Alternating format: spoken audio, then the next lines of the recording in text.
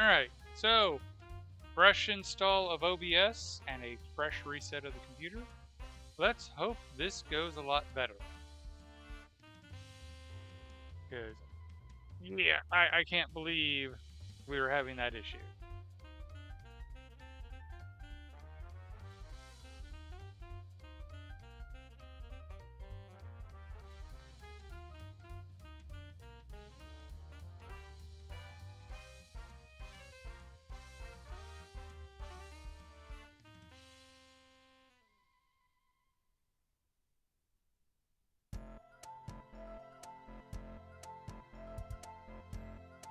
So far, everything's running smoothly.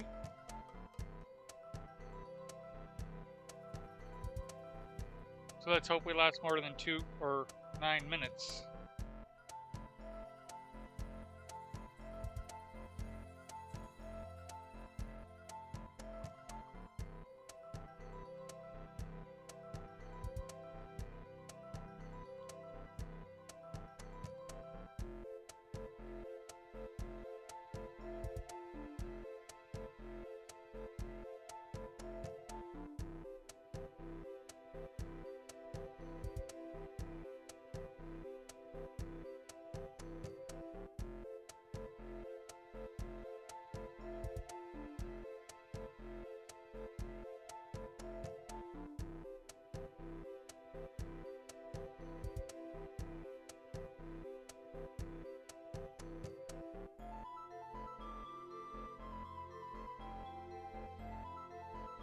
Come on.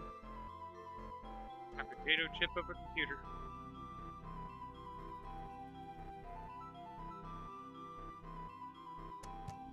The original rockets that you could actually ride in.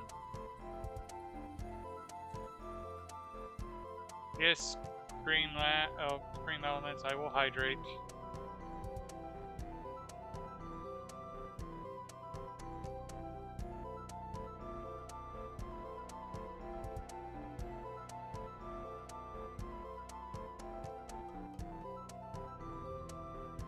Next reminder, I will have to fill it up though, because I just finished that water bottle off.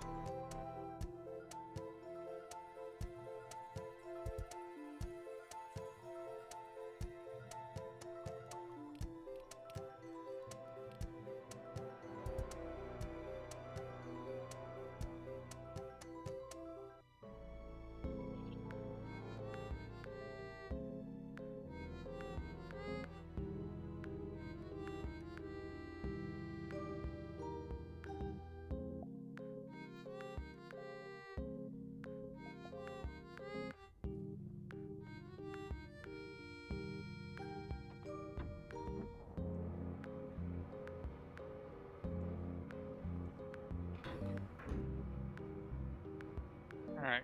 I think I was going up to the roof to,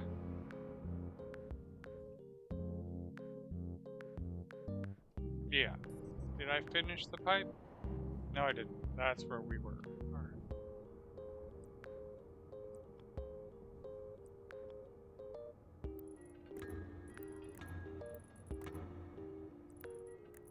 Alright.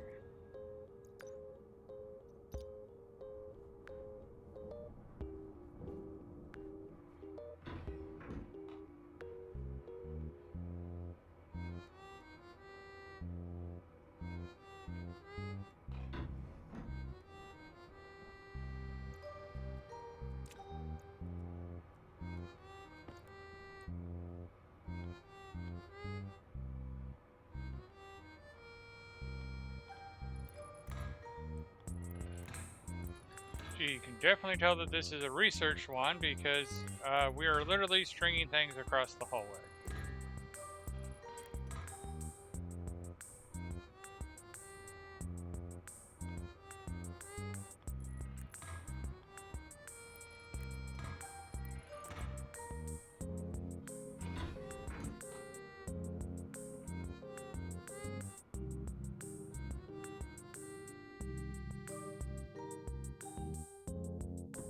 At some point, we're probably going to have to put something to check the status of this one so we know it's not becoming overpressurized.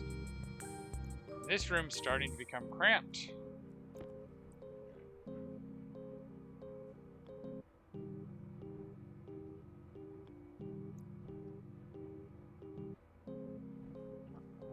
Honestly, very cramped. Alright.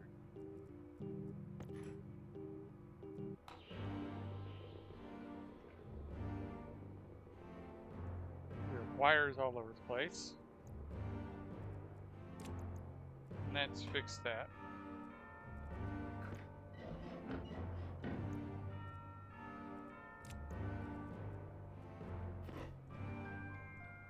It comes, yeah, we don't need it to come make a loop like that.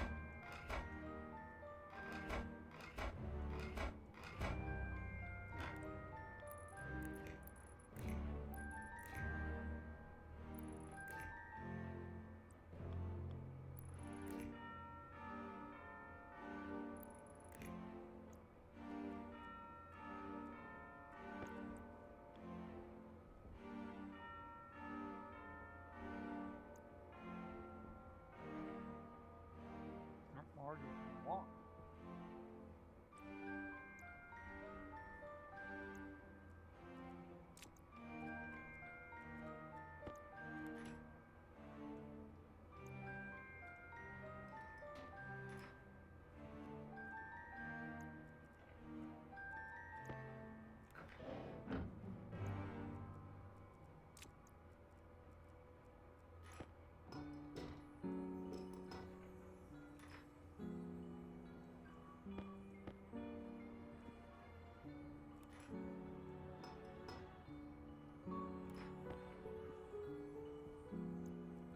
Well, this is just the experimental bay.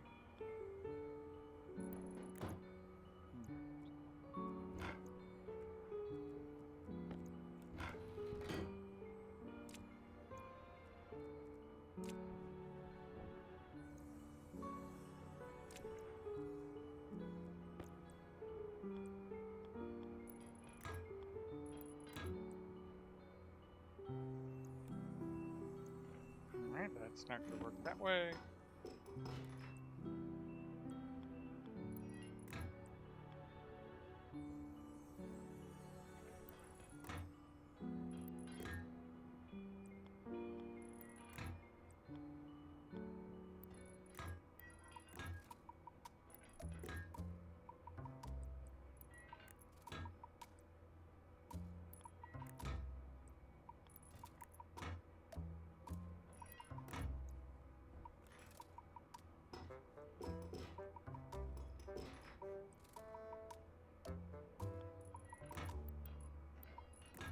Oh, at least it's going to be above our heads.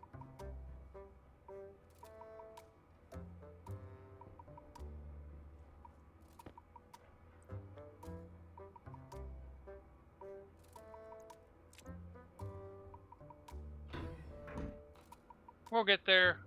We're almost there.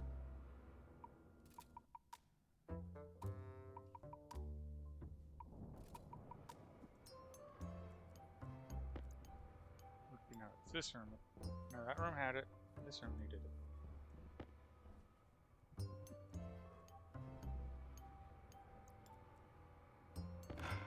The floor back.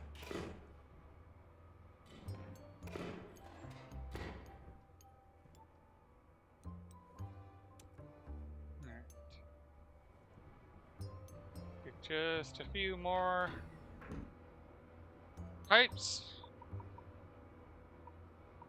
We'll have to put gas in that line. I think I'm just going to steal from the cooling line.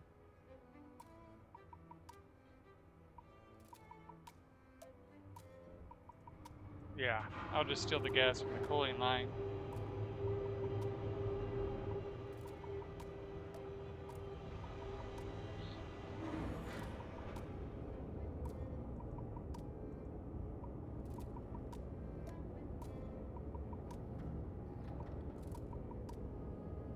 Oh, we passed the 9-minute mark, so I'm guessing uninstalling the Steam Elements plugin did the trick.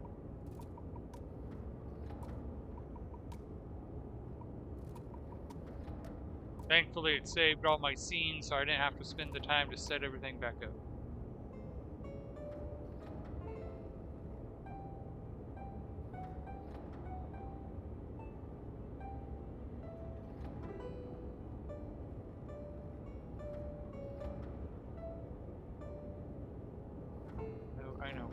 on.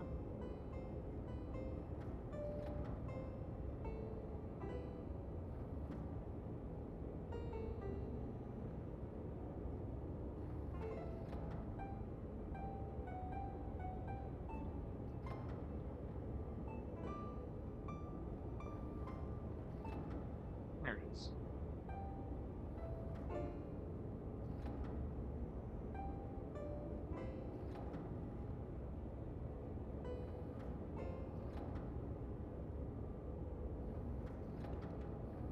There we go. Now it's displaying what the music is.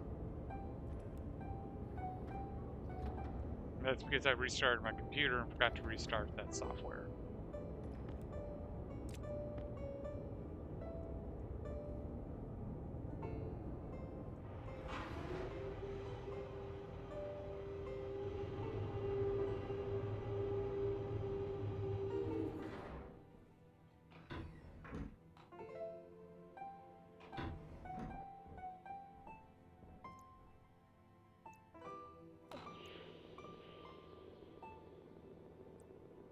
To fill it up with gas, we just come here. And boom, now the circuit is opened.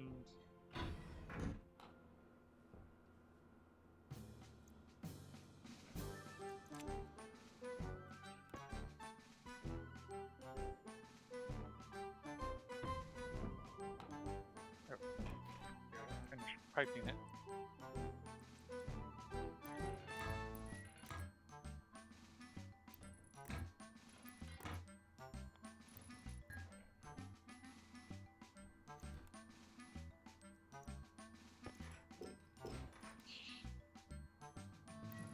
We don't need that light given the situation, but I'll leave it going. We got enough power and it's not hurting anything. Alright. And now with that, we can come and look at this. See that it's got gas. And then we go and unhook it from everybody and the gas remains. Not a drill, I want a wrench. Actually, I want a crowbar first.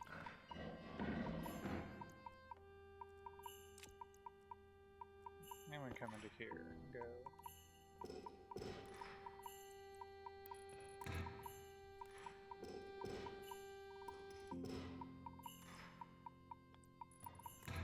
Alright, and there we go. We now have that room with a very powerful cooling system.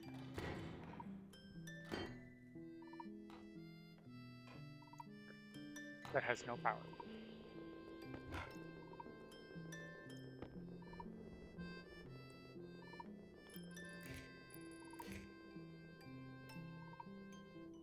I do love these sensor lenses. It makes doing these so much easier. Ooh.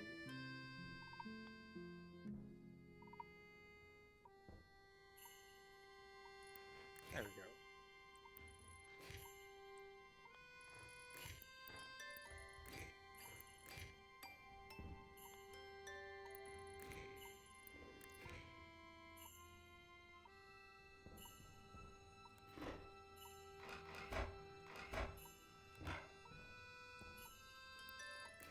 Boom.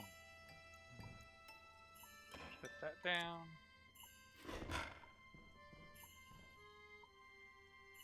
Turn you on. Yeah, let's go for 20 degrees.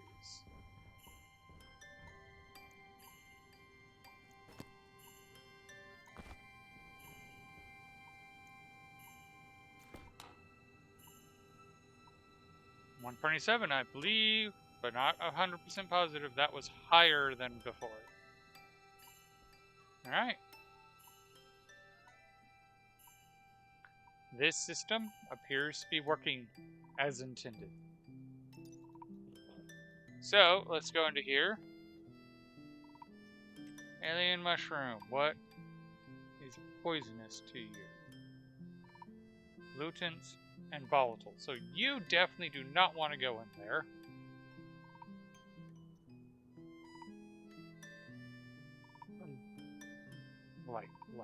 Light per day, Yes, it needs a light per day. I'm going to save. And then I'm going to come in here. Grab the alien mushroom. We only have the one. Plant it.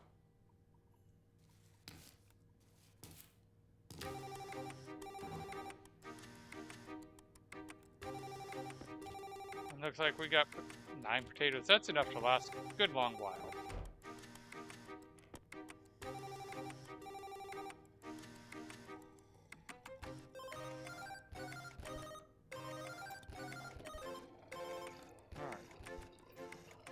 Break out our tablet.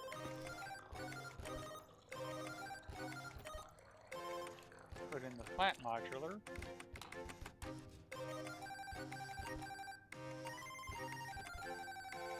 Growth is at 96. Let's see. Breathing is good. Temperature is good. Pressure is not. Because we are too high of pressure.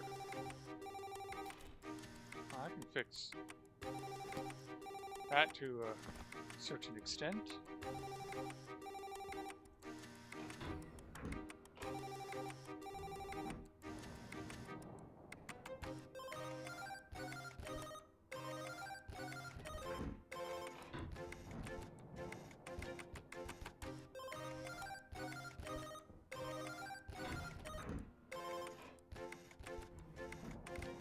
I needed to pressurize that space anyway.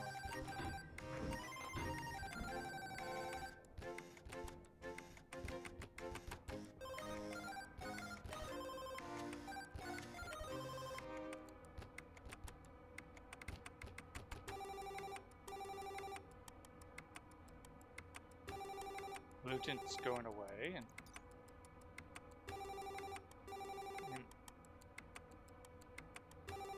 I mean, it's an alien mushroom, consumes carbon dioxide and grows. It kind of, unless I'm missing something, it looks like it's just a regular plant.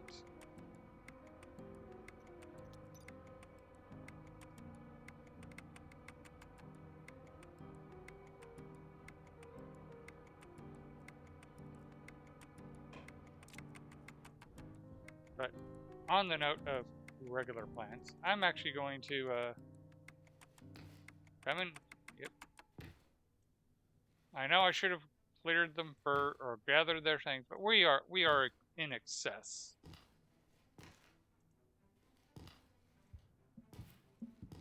All right.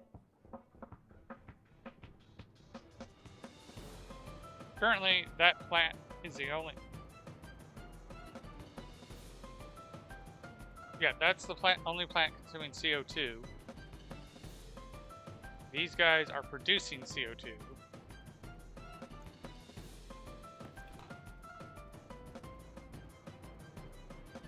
But he should be good, because we're at 5.91% CO2, which is kind of low in my opinion. Alright. So we'll try to keep an eye on that guy. And now, which one do we want to start with?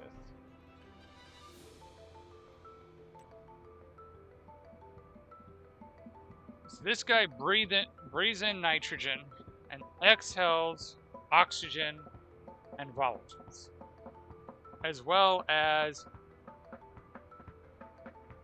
cooling.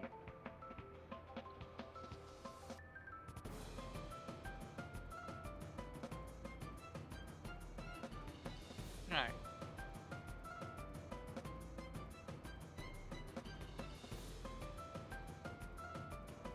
The thing that gets me is it can breathe pollutants, but pollutants or it exhales pollutants, but that's also what's toxic to the guy.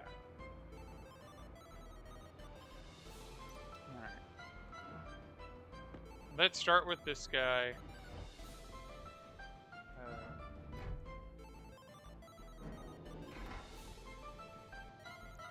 I'm going to grab this guy, but not for the reasons you might think. He has a volatile filter in him. So we don't know what these this guy's limit is. Alright.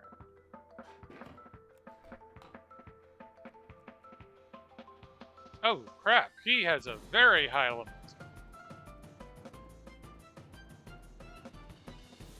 It can be a full 1K, which, like, it's like, yeah, but that's actually not that high. That's just 1% of a full atmosphere. Which, by the way, what is your atmospheric needs? Ideal. Okay, we're good. We're right in the sweet range of the pressure. Ideal minimum. We're good in the. So he's doing good. He's happy.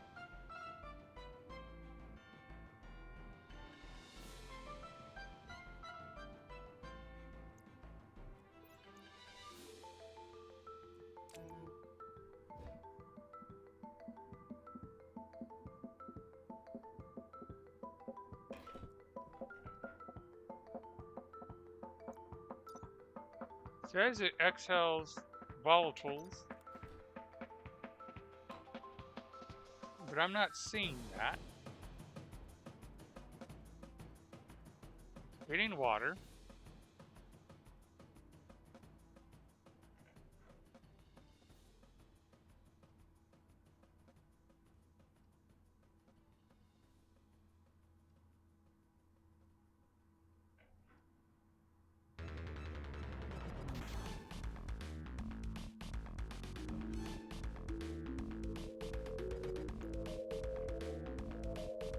There it is.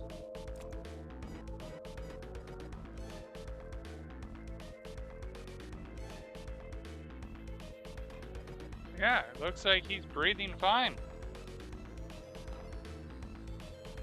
I mean, I say that he's breathing fine, but I don't see any pollutants or any volatiles in here. Nitrogen's really good for him.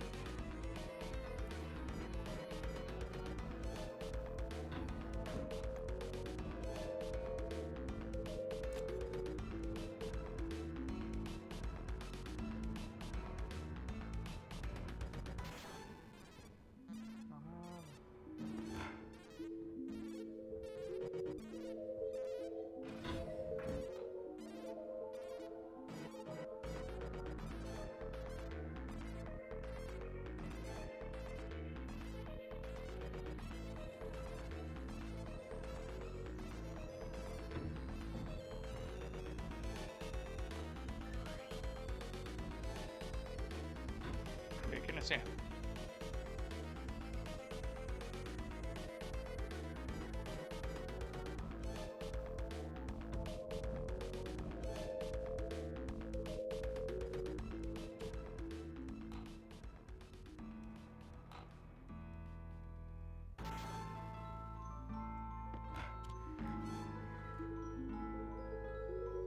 Alright, let's see what the genetics of this thing looks like.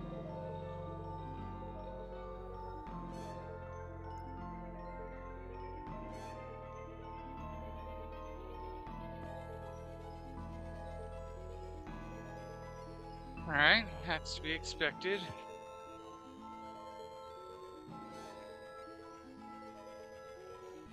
Supposed to produce slightly more, does have a slightly higher time of ground. Alright. That did not tell me much. We are seeming to be dropping in, although, you know what, that's just... It'd help if I had the right card in the credit.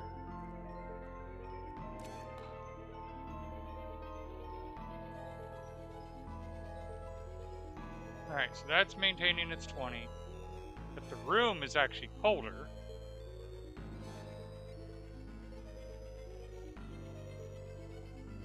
$18.69. Let's see what it goes to in the next 10 seconds.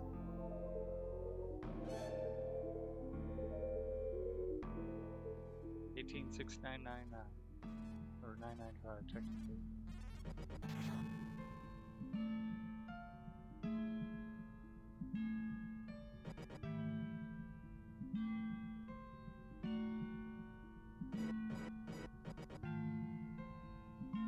Okay, so it's going up, actually.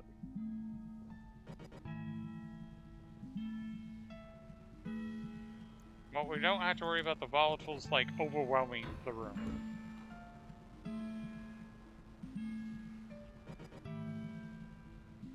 That was a concern, since I've never done this plant before.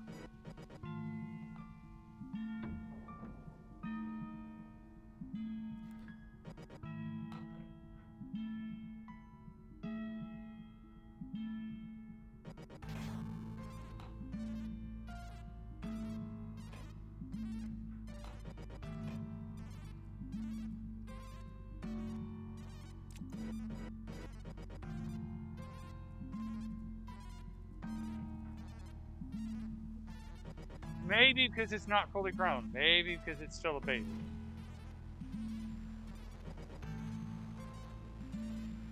That's probably the thing, is it's still a baby. Alright, let's start looking at this Hades flower. It breathes in volatiles and exhales oxygen. Or it breathes in and releases pollutant. And pretty large volumes, I might add.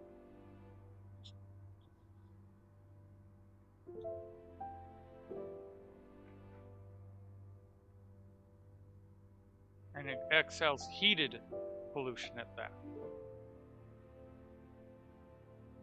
This 18 per hour.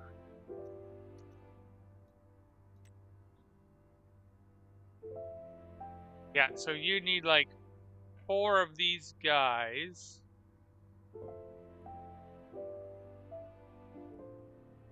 Wait.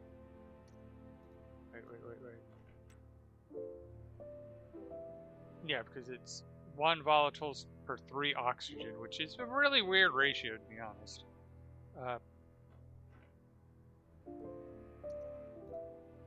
Curious. That's even worse. What about you? Oh, you just produce less pollutant, but consume the same amount.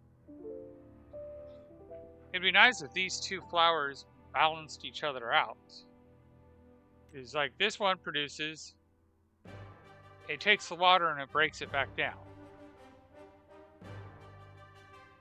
Right there's your ratio.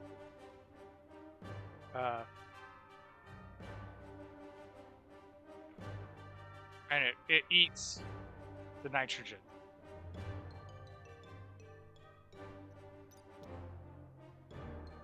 I'm wondering how, like, it claims the cooling effect is 550 watts. But, like, part of my brain is wondering whether these would be effective on Venus or Vulcan on cooling the base. And as much as I think it'd be awesome to have a Venus base that this is your cooling, just this, I suspect this is not going to cool well enough. Because this is even saying 150 watts of cooling and electricity. Like, that's not a lot of heat. And this room is actually heating up.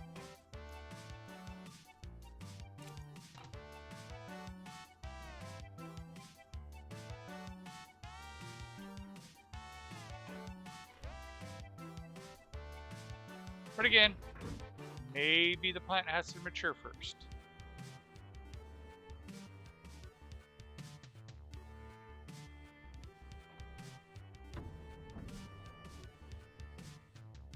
Let's go ahead and knock it down 1.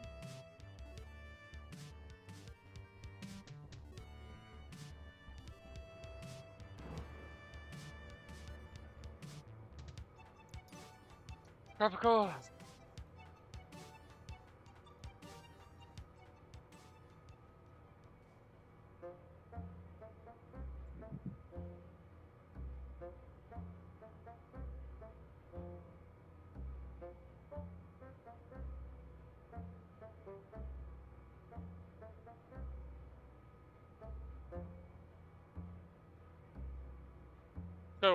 that'd be cool to decorate the base.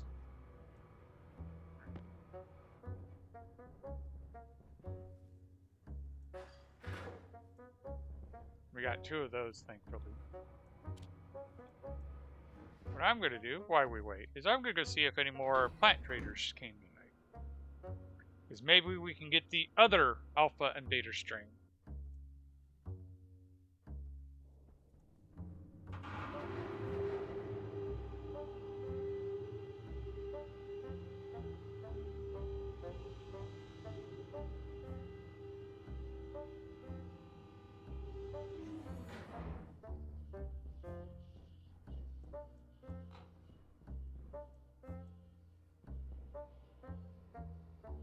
Space spices. I don't believe that's a seed trader, but the high iron trader, and it looks like we have a strong connection. 46. Okay, maybe not a solid connection.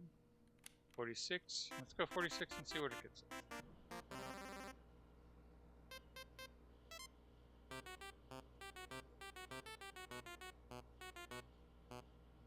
Doo -doo -doo. 48. So 46 was the wrong direction. Go all the way to 40.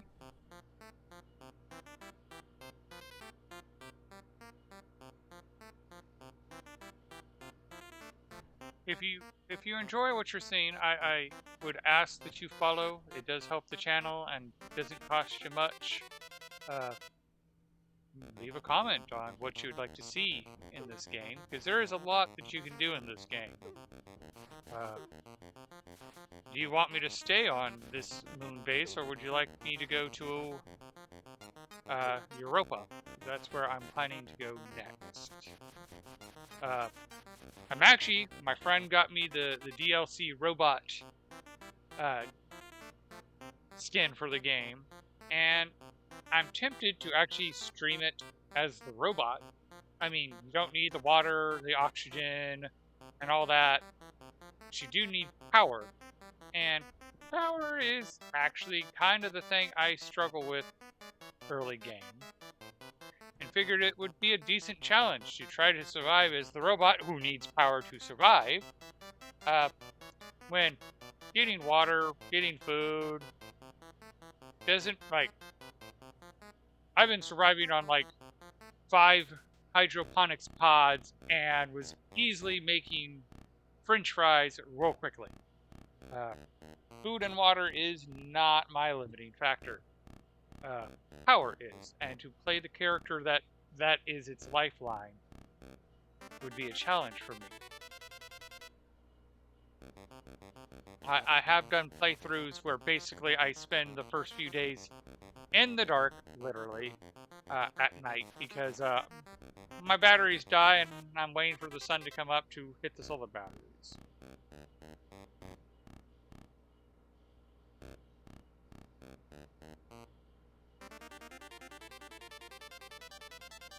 Because I also try to run my bases as green as possible. Like, I technically hooked up the coal generator over there, but it was mainly just to get it out of the way and to provide a little bit of power when I needed it. But I put a few more solar panels in and haven't touched the coal generator since.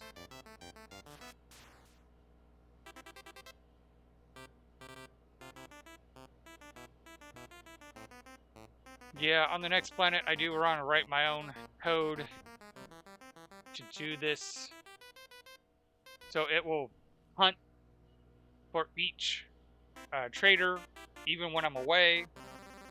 And that way, when I come up, I don't have to sit here and waste mine or your time looking for the right angle.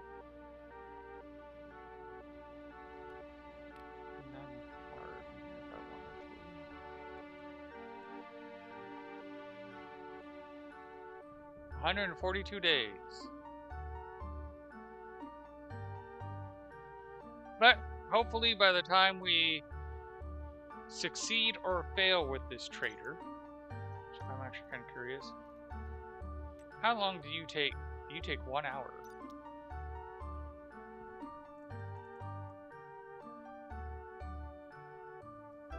So, but hopefully we'll see some results by the time I head back. Is it above 19? Is it below 19? Our cooling system should have it where that radiator has it at a solid 19.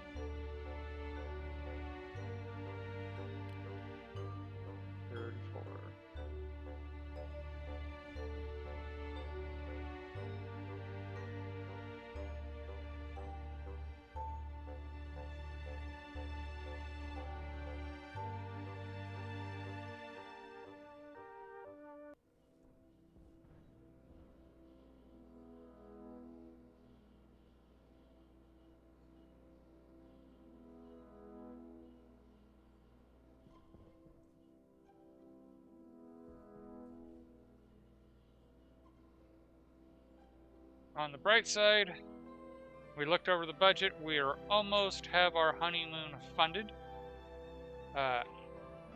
And the important part for other people on, well, why should we care about your honeymoon being funded? As soon as we have the money to go on the honeymoon, I quit my second job. Oh, yes. Yes, I try to save the capsule. I need to actually like get a plaque and put it on the wall. But yeah, I like to save the capsule if all possible. Back, like, before you got the capsule, because they updated the game where you landed the capsule, you used to just start on the planet with the lander. I used to try to preserve the lander as well. But yeah, I kind of like to preserve my landing vessel as a nice little touch.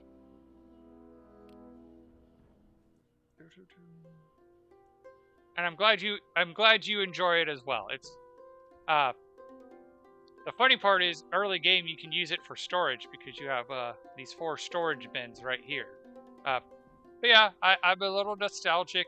At some point I'm going to replace these with better windows. You can see I started and then just got distracted. I don't think I have 7 minutes of power, and we don't even have 7 minutes to do it.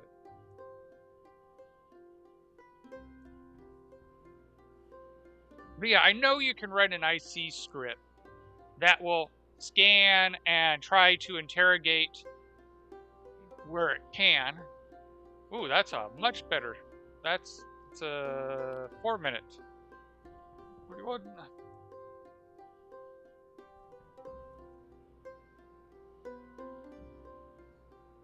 Yeah, like Mars, you have like, what, 7 days before the storm hits, so you basically have to lock it down right away.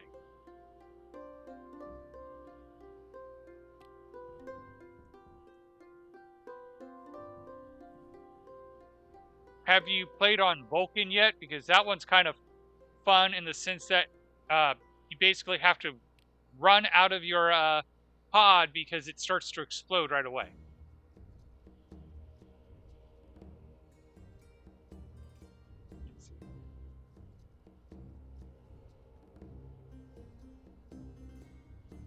No, I'm scared of the hot planets.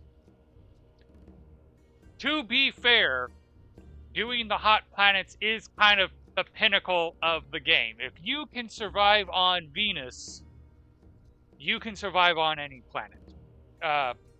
Vulcan is like, people debate on which one is harder, Vulcan or Venus. I say Venus is because you have to deal with that heat issue.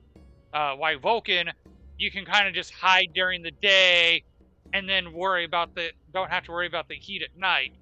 Venus, it's just all heat.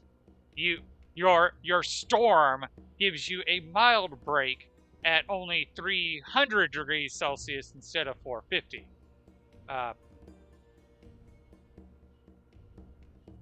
Okay, that is open. Have you done an atmospheric crater yet?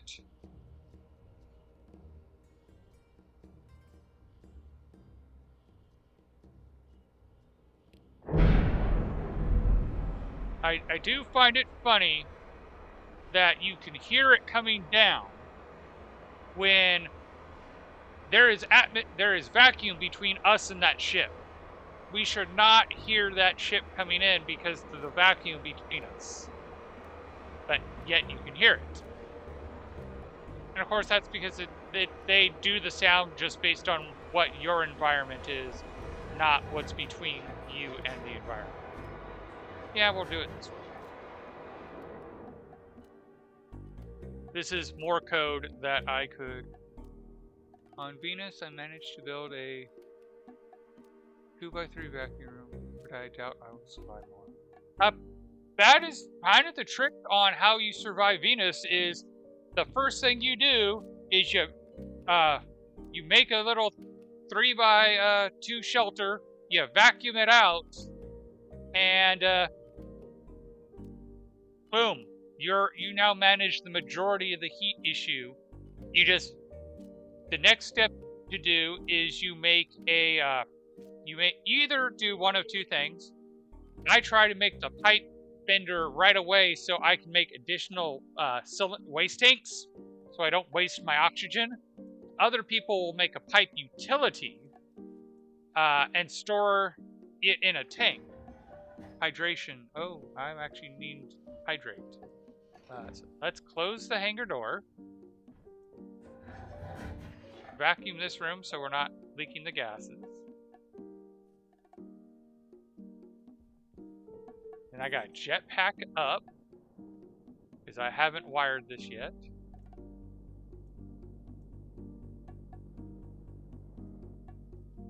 And now we let it fill with atmosphere. Close the door so there's one less cell. And I will be right back because I need to go get me a drink because my thing is empty.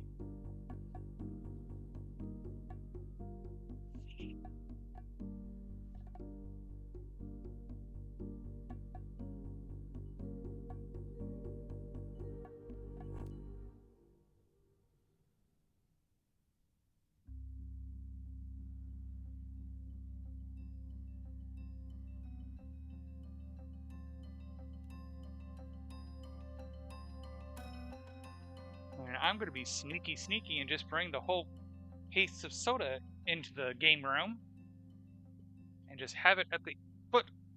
So that way, if I need to hydrate, I can just grab a drink.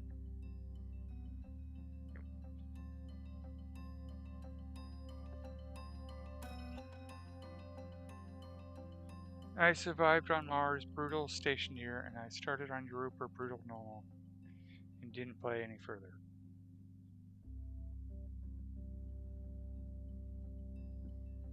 So I like to talk about how there's different phases to how you play this game. The first phase of the game is just, can I survive? You build the shelter, and your goal is to just live for 30 days. And then you start realizing, oh, there's all these fancy systems I can build that can make me live even longer. There's the, hey, I'm not dying of starvation because I'm able to grow potatoes. Or, hey, I realized I don't need to go get water ice. I can actually, grow plants and get water from composting them and then burning it in the H2 combustor.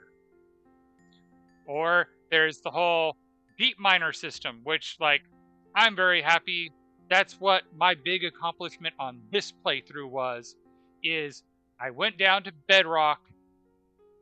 More systems, more problems. Yeah, H2 combustion. Yeah. I currently have 3 deep miners in my basement at bedrock mining and going into our sorting system where I have multiple electronic centrifuges processing it. Then it goes through a sorting system to silos, and then the silos are controlled by an IC-10 that actually refills a vending machine. So, if this was someone who was buying ores, I could sell them the ores, and if the vending machine ran out of stock, the IC code would read it, realize I sold everything, and then open the silo, refill it to just how much it needs, and then it stops refilling it. The next playthrough, I want to make an improvement where there's actually above the trade computer are displays with signs that tell me how much I have both in the silos and in the vending machines to know whether it's even worth calling a trader now. So that way I don't have to go down to the mining level and do anything in the mining. Because I don't know if you were here when I was talking about one of the other improvements I want to make to my ore storage is I want to have it where it goes from the mining level to the production level through chutes, and I will just have an outlet for each of the ores and my production level, so I can just grab and throw it into my advanced furnace as needed.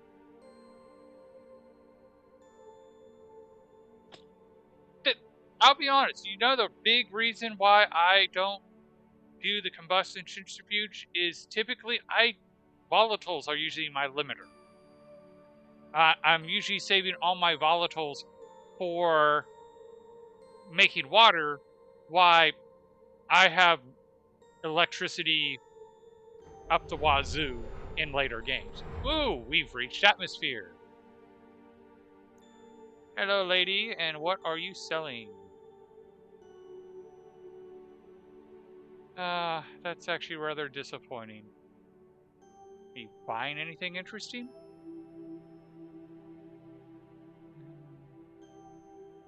No. Make sure to stay closed and not depart. We gotta come up here. Flip that. But yeah, the atmosphere is the lady trader. And once the atmosphere is not enough, she goes back into her ship.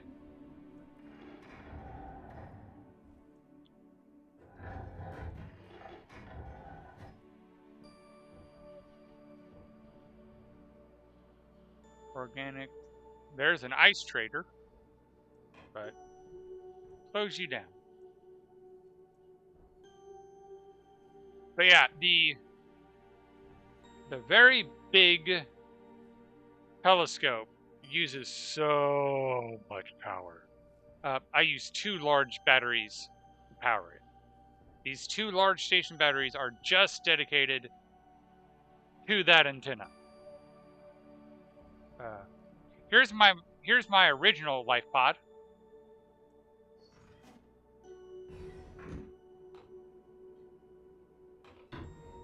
So here was my original shelter that I built on the moon, complete with my original oxygen tank. I kept it here as what I called the lifeboat, just in case anything went horribly, horribly wrong. I could come back in here. I had a breathable atmosphere, and I had backup printers, because if you've ever had your printers break, you know you're kind of screwed. So I kept this up here, including my original advanced furnace, just in case. But I think we're beyond the just in case point.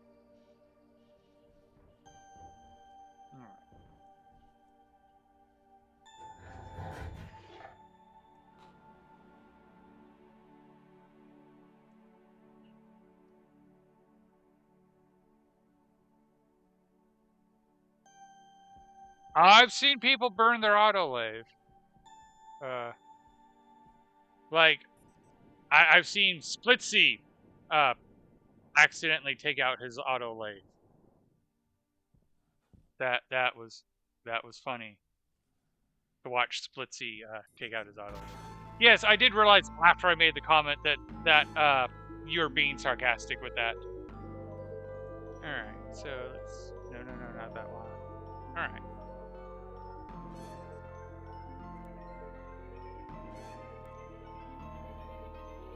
So, I don't know if you know this trick. Like, a lot of times you're wondering, how do you dismiss the trader if the trader's not in there? Now, a lot of people know, but if you don't know, it's one of those things you don't know. Let's open the door so he's got a clear path.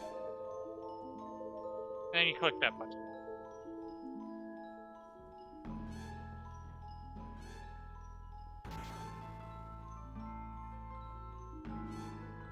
I've never seen if you can watch them fly away from here or not. I have seen what happens if you don't have your hanger and all that right, because I have seen the plane crash into the hangar wall because I didn't set the beacon right.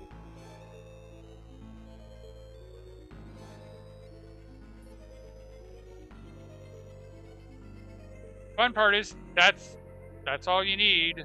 That tank can actually fill that whole space. But yeah, this big dish, a lot of solar.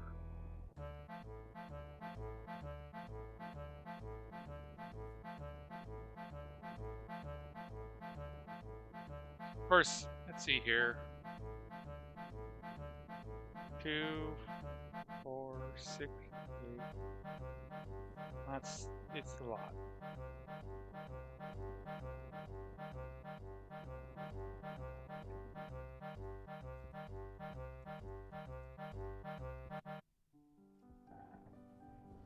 Alright. I want to go check on the water supply just to know whether we're positive or negative.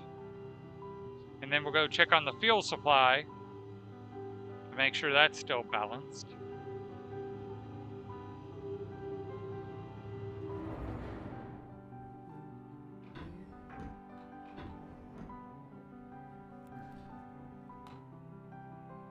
Yay! We're net positive. We're actually making more water than we're using. Go check on this guy.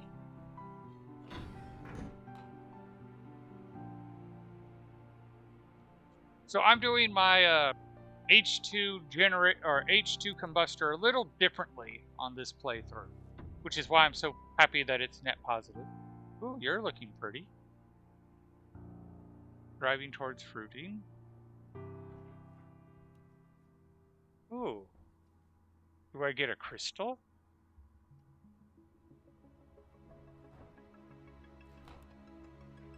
Still no volatiles. I'm thinking it only splits it when it's fully matured. But that's just a guess, because I've never dealt with the advanced plants before. How's our mushroom doing? Driving.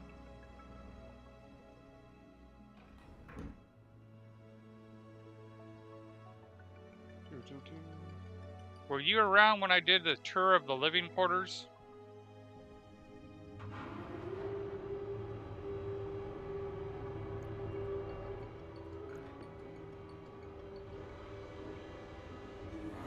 Which I need to go up there anyway because I need to check what's going on with the cryo too. I'm keeping this manual simply because of the nature of what's in here. Okay.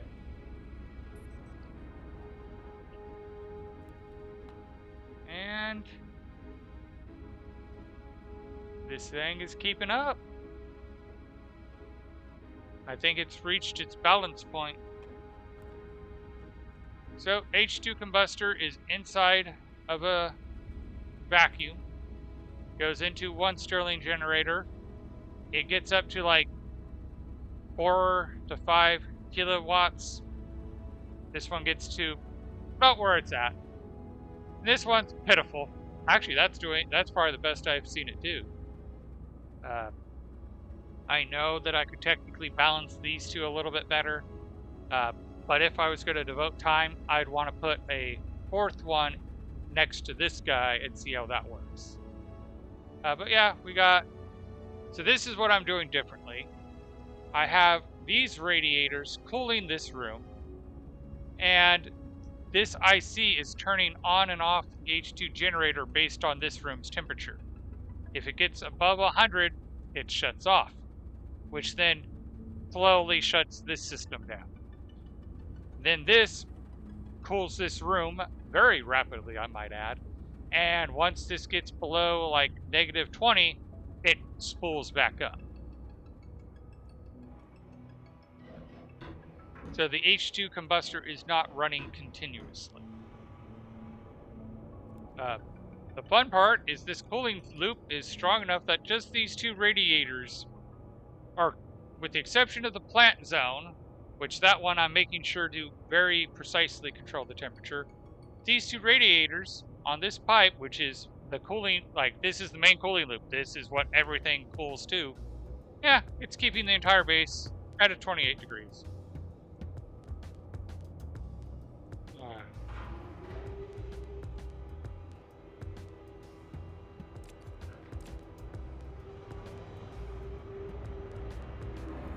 Yeah, here at the bedrock, we got two of these things, making sure we have constant power. We just have the 3 deep miners. I am technically spec'd for if I put a 4th deep miner, this could handle it. All the ores get into here, and they go in here and just get shuffled to each of them in turn. This guy is only at about a 50% load, and these two I just have off. But if I did put in a 4th deep miner, I just turn these guys on, and this IC runs all of them.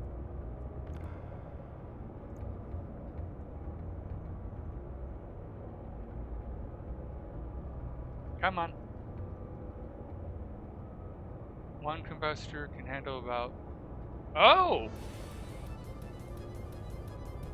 So it's like the opposite. Because it's 2.5 electric centrifuges per deep miner.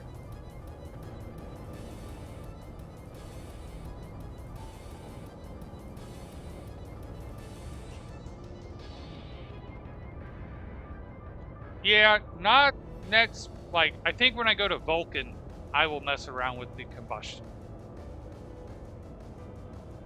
That's what I've heard, is it doesn't take that much fuel. So let's see here. Centrifuge code, version 2. Let's actually show you version 1 first. And that's kind of the bit I enjoy about this game is every cycle every playthrough I try to do it somewhat differently. Because there's so many ways you can solve the problem. Alright, so here's the original centrifuge code. And this was my first time ever using the name hash. So I stored the name hashes in registries. Now this number's wrong. It should be 399, but that's not the point.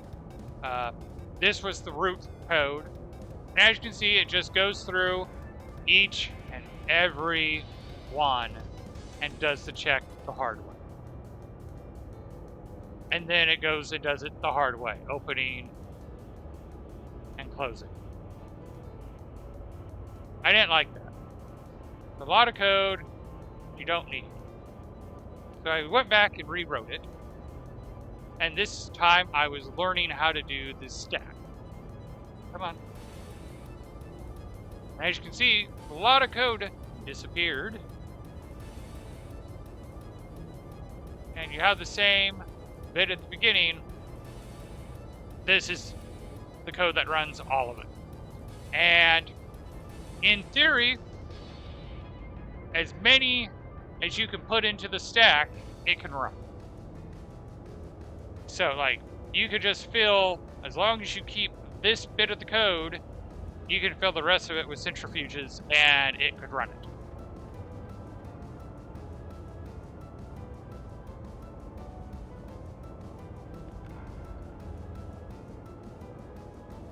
I wish my vending machine code was as elegant. I've also been told there's a way to use IC to do the sorter. And yeah, I'm using functions. Did not work with the stack yet. Like I said, this is my first time ever messing with the stack. I'm still learning how to use the stack. I do want to learn how to do the sorters using IC. Not because this isn't able to be done, but it takes so long to set this up each and every time.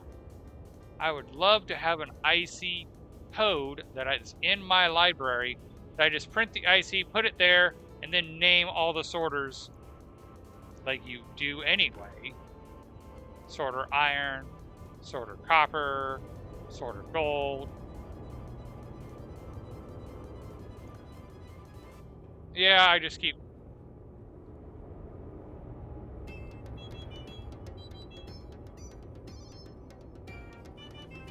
But it'd be nice to have the IC chip run the sorter so that way you don't have to program it every single time you play.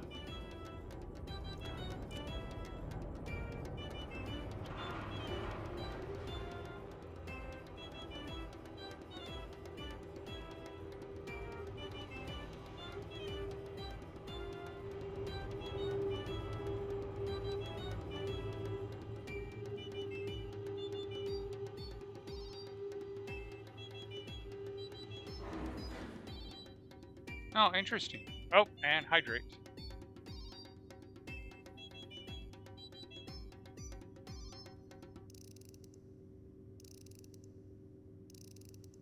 Alright. So, I built a room. Well, I say a room. Every one of my followers is in one of these rooms. I have 2 per room. And I went and put their names as a, kind of a thank you. The original design was each room supposed to have a window. In this viewing area, I'm going to plant plants. And the more I look at that tropical plant, I think that's going to be the plant I end up planting in this viewing area. Put some floor down, paint it green, paint the top blue, and have some tropical plants to give it a bit of color. But yeah, went through, did all my followers. And how cold are you?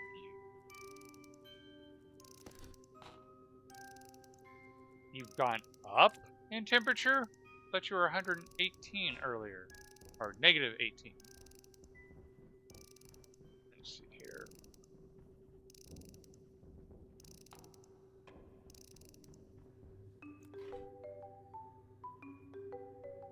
Temperature difference. Okay. I know what the solution for that is. Let's go make another AC unit.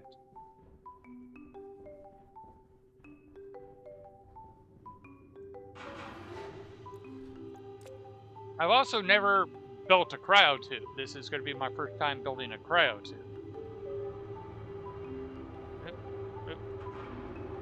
I see that blinking icon.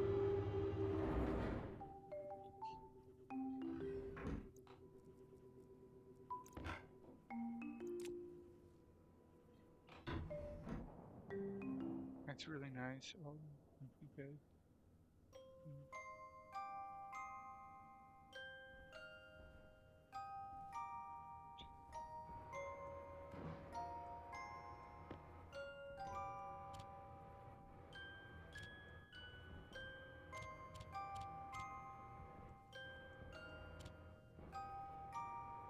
So when I started this playthrough, it kind of had a backstory behind it, and unfortunately with me working 2 jobs, it kind of, the backstory kind of faded away. But it's like, I asked myself, how would you actually build a real space station on the moon? You wouldn't actually build it on the surface. Because, one, the moon gets bombarded by meteorites all the time. So you would want to use the regolith. It's also bombarded with radiation, which is why I built underground. And then it's just like, okay, you put the mining level down below, and then you have the production level, you have the plant area, and then you have the living area. Well, since you're going to be underground, you're gonna want something to make you feel like you're not underground, and that's where I came up with a plant viewing area. I would love to have radiation levels in this game. I'm really kind of hoping, because one of their goals that they have openly said is they want to have a nuclear reactor in the game. That's why there's uranium. And I'm really hoping that when they do that, they introduce radiation.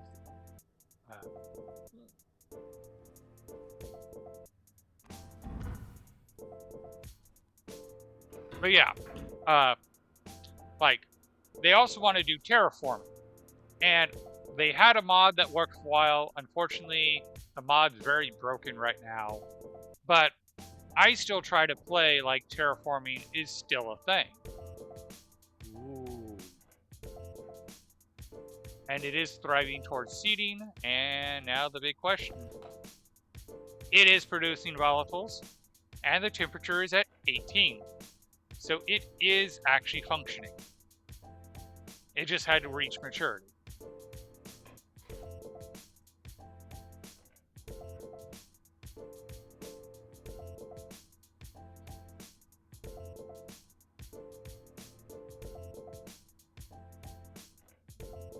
Yeah, no, that would be a great concept for them to introduce.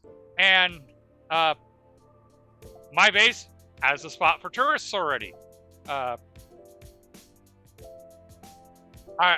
was like, the original concept was I was going to build a shower in each room. It was going to be one bed per room. And I was even going to have a dining hall and medical bay on that level.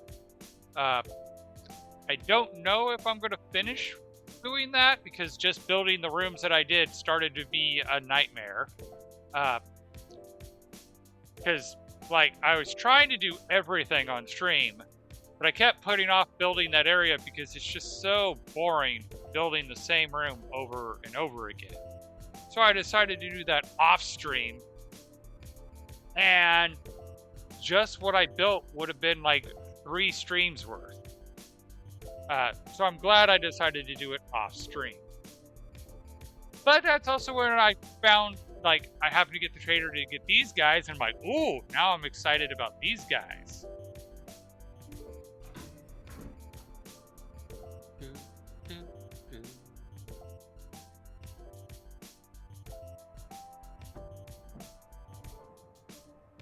But I've heard rumors they want to introduce terraforming as a DLC.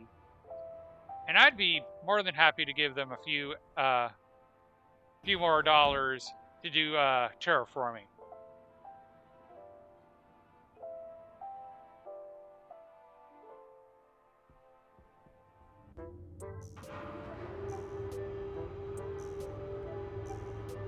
I kind of wish they'd have something that you had to do to deal with pollution. I'm very sad that right now the only thing you do is store it, although I know most people... Yeah, like, there are 2 that are more than cosmetics, but, like, the robot makes it where you just use power, and the other one, it breathes different gases. But really, that, it's not... Yeah, I'd much rather pay for a DLC of, hey, buy this DLC, and then you have nuclear power. Buy this DLC, and now you can terraform.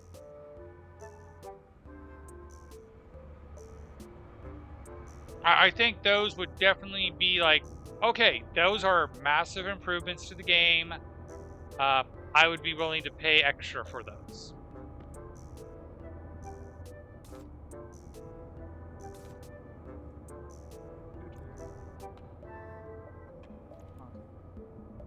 At one point, water got into that pipe somehow, and I just wanted to make sure it got out. Okay. Atmosphere kit.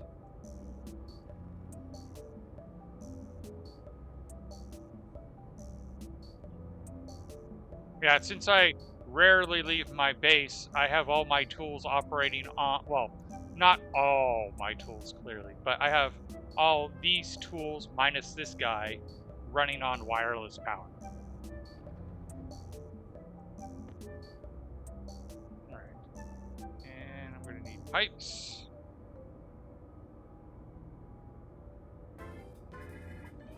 And I'm going to need cables.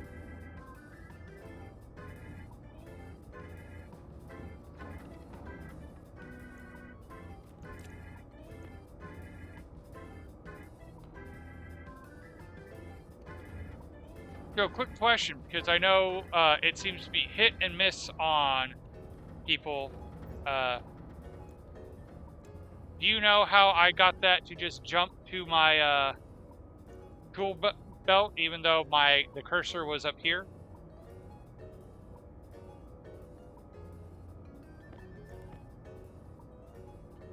Because not everybody knows about the G key yet. To be honest, I haven't tested the range too much. Because I actually have this one, and then there's another one up above, and I haven't had a problem with the power.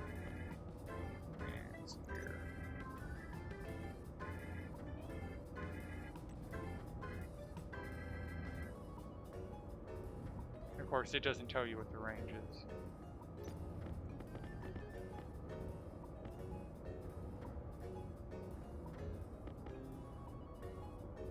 Well, let's see here. We can go all the way down here, because this is a pretty good distance. I doubt we're still in range down here. That's not a great one.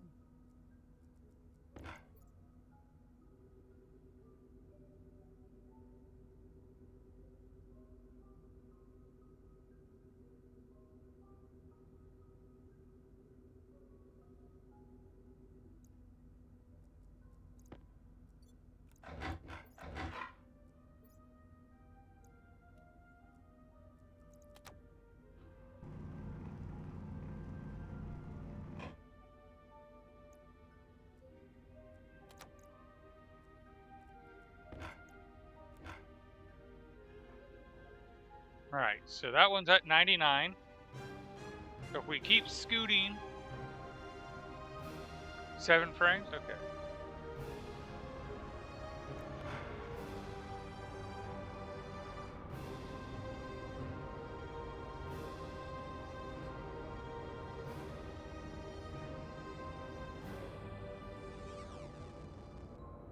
So if it's every 7.5 frames, yeah, that would probably cover most of my base, and then the one above would make it cover the majority of the rest of the base.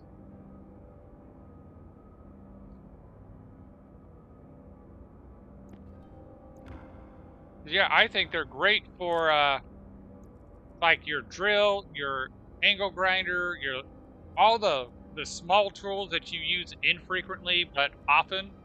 That way you don't have to worry, like, I don't know how many times you are walking around and you go to grind something down and crap, my grinders die. I don't worry about that because I got that guy running. The drill, the sensor lenses. Wait, did I do the tablet? Tablet's got the wireless battery. Did I do it on the laptop? Yeah, my laptop has it. So it's mainly just the big draws, which are the sensor lenses, the drill, and the suit, which the suit has the nuclear battery.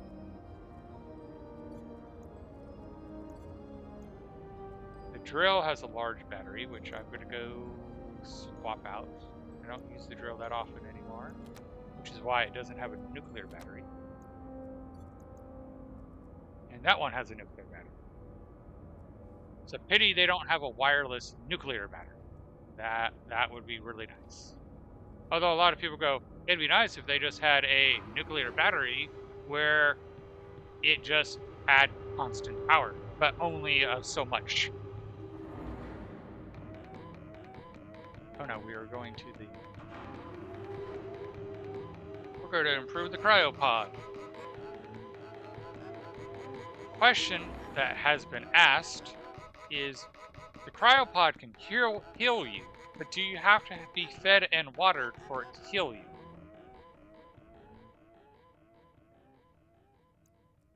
And I do not know the answer to that because I've never really messed around with it. Alright, so...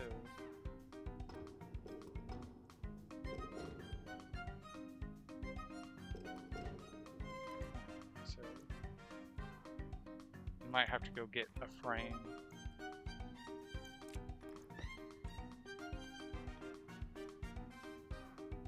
Or not.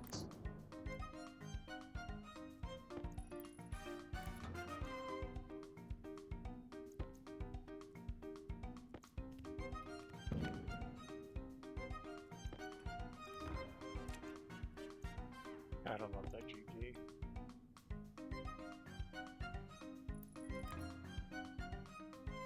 Actually.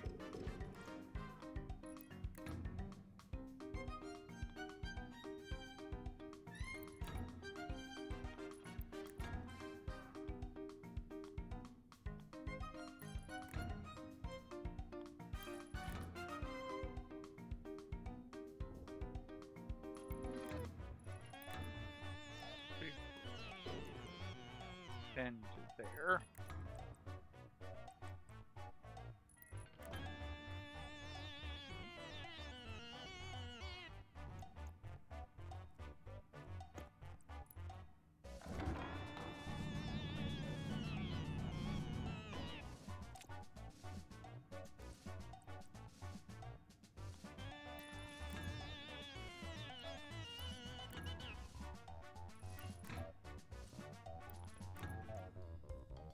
Alright, now we just need to wire the bastard.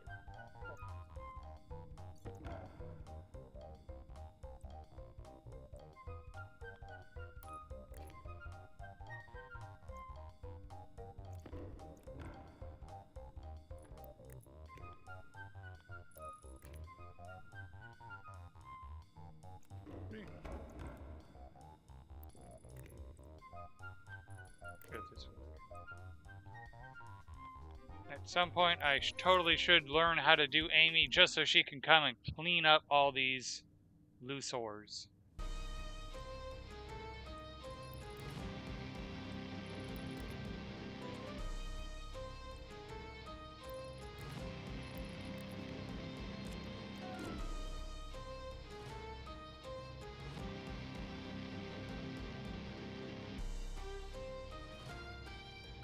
Oops, wrong way.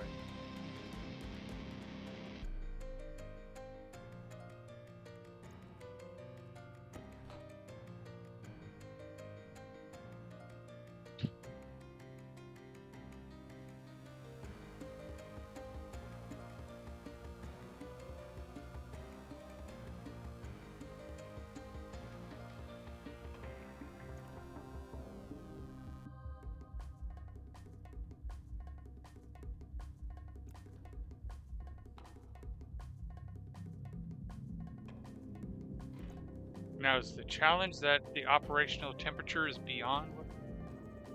I tried programming Amy's, but it was no fun. It bugged into frames and went through air. Yeah. Honestly, at this point, the only... especially since there's deep miners, the only real purpose to Amy that I see is a Roomba. For her to come in and clean up the ores on the base where I don't want to mine out that zone because I kind of want that structure. And she can come just remove the ores without mining up the voxels. Yes, I know I can just use a train thing and mine it up and then put it back, but yeah. I think Amy's just a glorified Roomba at this point.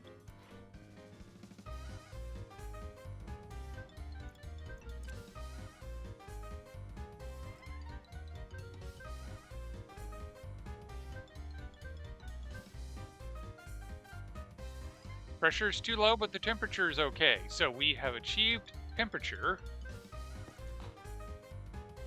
And the important part about knowing that we've achieved temperature is it's much easier to just add more gas. In fact, I'm hoping this won't break the system? What's the capacity?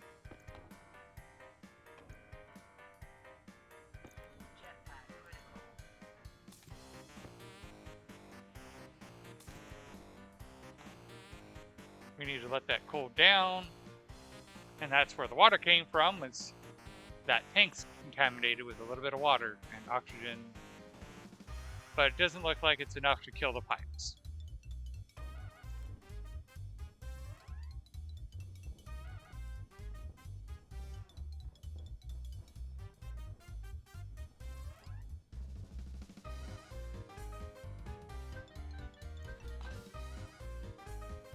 Seems to be cooling down pretty quickly, though.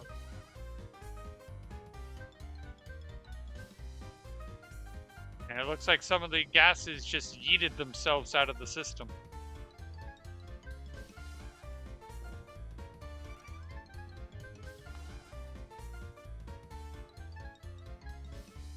I guess they're just collecting here.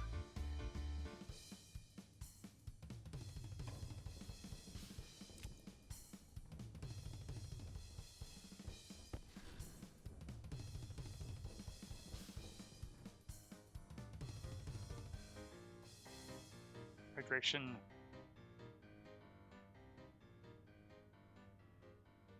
So one thing they did on this base is every level has at least one large station battery.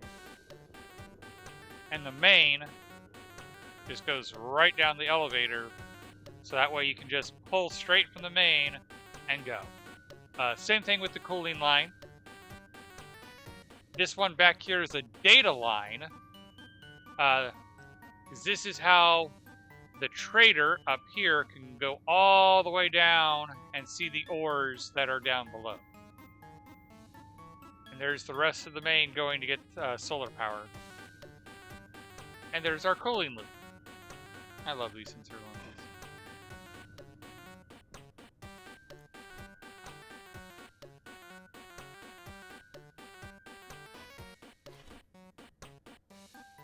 Alright. Let's check our plants.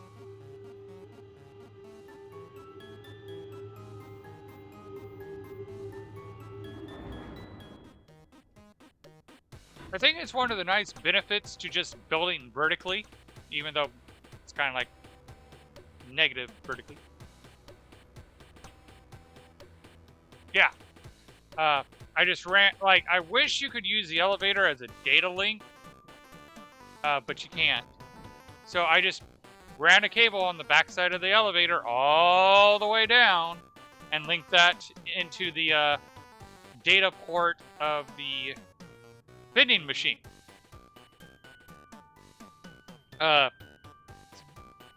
One of the improvements I'm going to make on my next design, because I thought I was clever by putting the power and the data ports of the silos where they basically use the same cable, and then I was kicking myself with how I had to do it, because now the silos are powered by the same power as the trader, which was not the original intent.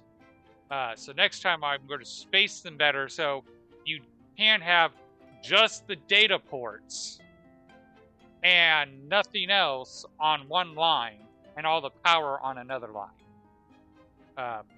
Mumanji and I were even talking about a concept where you could technically have like an IC chip using mirrors talk to memory chips in such a way that you know it flashes the memory chip and then another IC reads that memory chip, so you can interconnect and have a mother computer controlling all the subnetwork.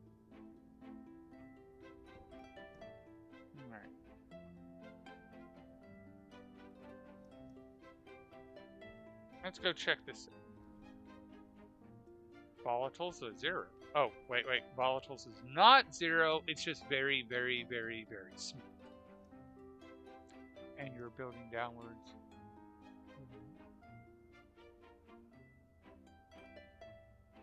See, my plan for, like, I plan to kind of move from the moon.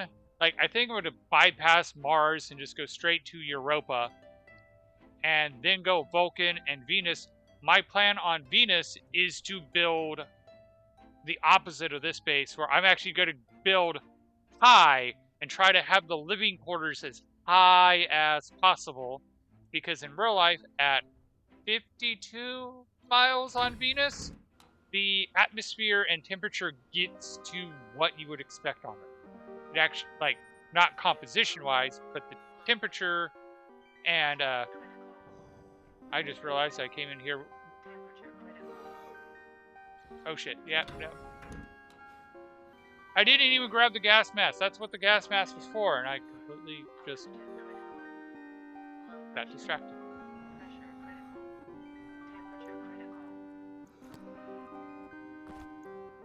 But yeah, on Venus, roughly 52 miles above the surface, the pressure gets to about what Earth is. And apparently, the temperature gets that way too. Now, I know I'm not going to be able to build 52 miles in the air according to the game, but I want to build as high as possible to just like with this one, to kind of simulate and talk about the whole, yeah, you kind of want to. Okay, so it is a consumable when you do it. So, plant you, and I'm going to keep the seed. Or, yeah, I'm going to keep the seed as backup.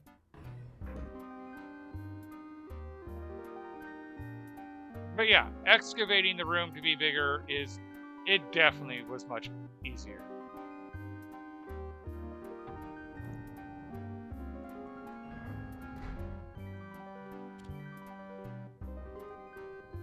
I need to make a recycler.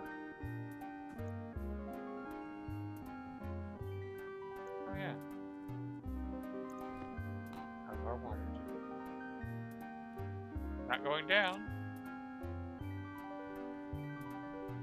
And how's our alien mushroom? Thriving towards seeding. If it's only going to produce one alien mushroom, I definitely want it to seed. Because it would be kind of silly not to.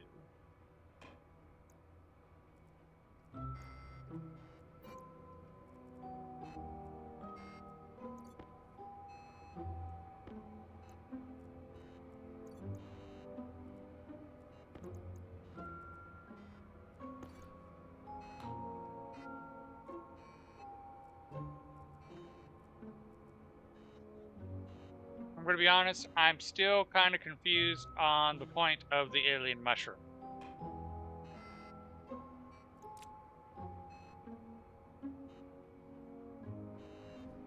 Because it's very hard to get your hands on it. And I'm not really seeing a benefit to it. It doesn't produce a lot. It consumes roughly the same as other plants.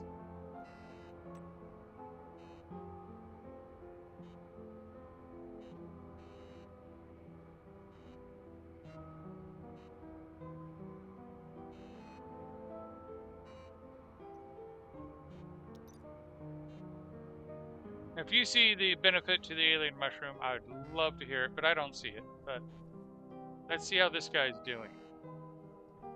And I just realized this guy might have been a bad idea, because we did not have high levels of CO2 in here. Okay, the mushrooms are keeping up. The mushrooms are keeping up.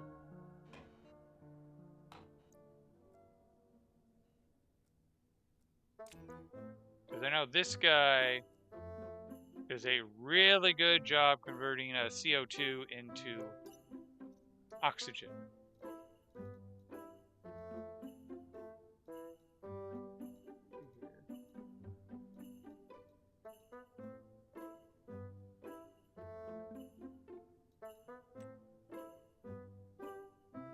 It does it at 61.2 moles per hour compared to the other fern of 17.3.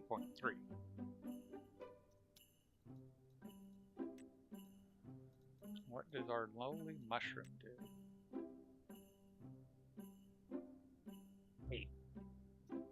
So yeah, the mushroom should be beating this. That's just one plant. Okay. Thriving towards fruiting. How long does it take to fully grow? 1 hour. Okay.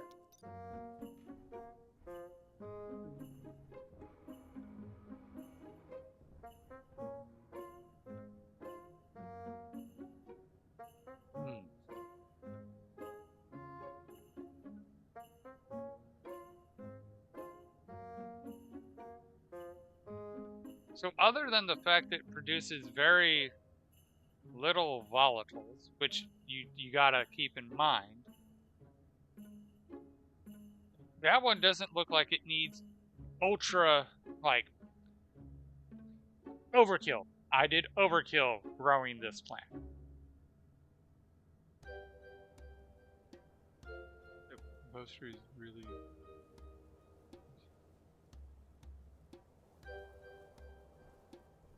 I mean, the composter actually does use quite a bit of water when it's running, but the amount of volatiles it produces is more than enough to be net positive.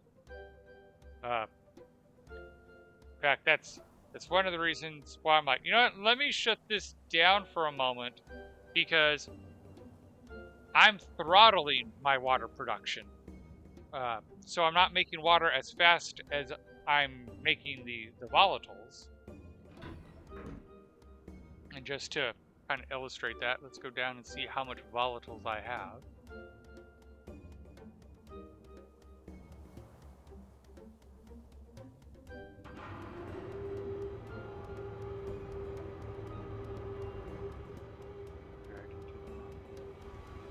Yeah, I'll be honest, it's more I've done experimental rather than the math.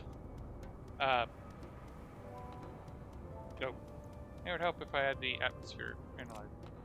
But yeah, I have 6.3 kilomoles in this tank.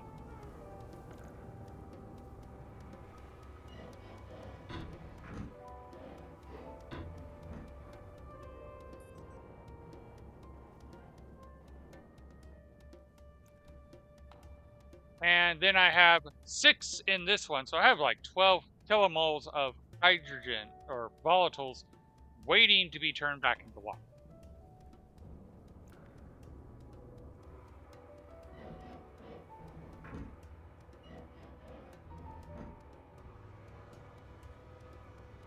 Yeah, building 4 composters is a bit much, I'm not gonna lie. And I have right here 3.72 kilomoles of carbon dioxide waiting to be turned back into oxygen. Plus I have 49 kilomoles of oxygen.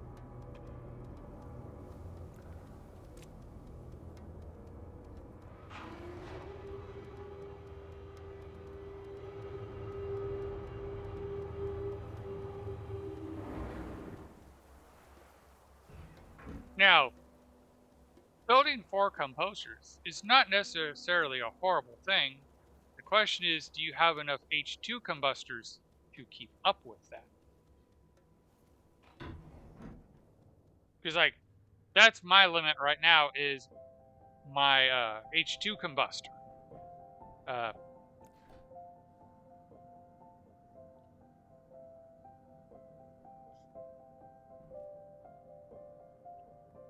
But let's see here. So, in this tank, we have 7.11 kilomoles of water, which, with the amount of volatiles and oxygen we have downstairs, is almost enough to double this. So, yeah, I definitely think we're netting water. The big trick is I was using grass to fill the composter.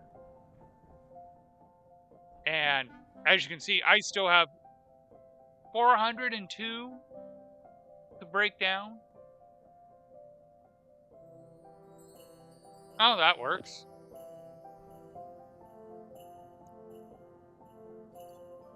But it does also matter, like, this guy is going to get me one fruit and one seed. He's consuming quite a bit of water. Like, he's consuming as much water as those. Let me make sure on that one, to be honest. So, the alien mushroom drinks 0.4 moles of water an hour. We'll go down to the switchgrass.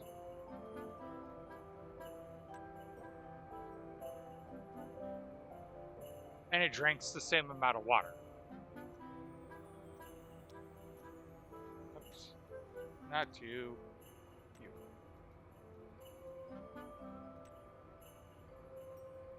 So this one grows a little faster than the grass, but not by much. They drink about the same amount of water. This one's giving 1. Switchgrass, you can get anywhere from 14 to 17 grasses per plant. So, yeah, growing grass, you get a lot for your water, which means composting it goes really quickly too. Will you seed already? We were just talking about how you're supposed to be growing so much faster than the switchgrass.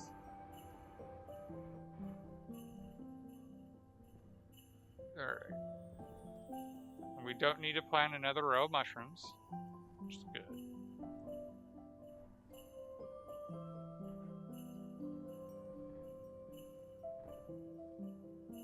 So yeah, when these guys are done and they're seeded, I'm going to put the seeds here. The plant will go back into storage, and we'll move on to the Hades flower. That guy exhales pollutant, but the more important part, he breathes volatiles. So you need volatiles in the atmosphere, which isn't good for anything else. Which, to be fair, reading up on what that needed is why I built this overkill research room. Yeah, on Minuspace I have Larry's for 20 switchgrass hydroponics. There's plenty of grass for composters. Oh, so you've ran Larry's with the grass. I do have a question on that one. How well does Larry handle the switchgrass? Because we've actually tried to discuss this, and it was one of those no one had the empiric data. Given that you can get up to 17 per plant, how well does Larry handle harvesting switchgrass? Or can he only handle so many? The big argument is, do we do Larry's for switchgrass, or do we stick with Harvey's?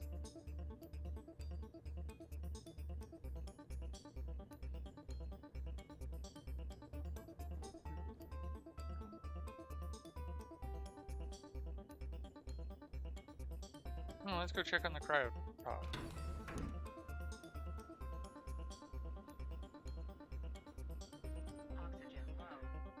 Oh.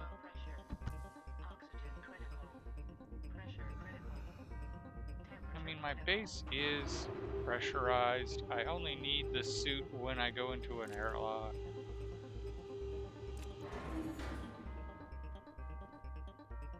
Boom! Cryotube is up and available.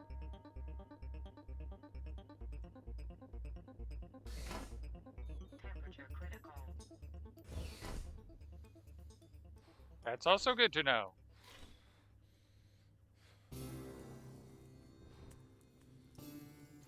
Temperature low.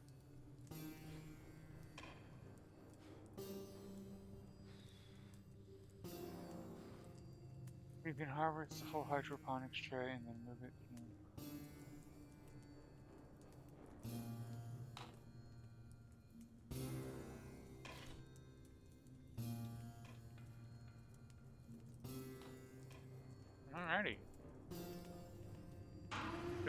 traders look like.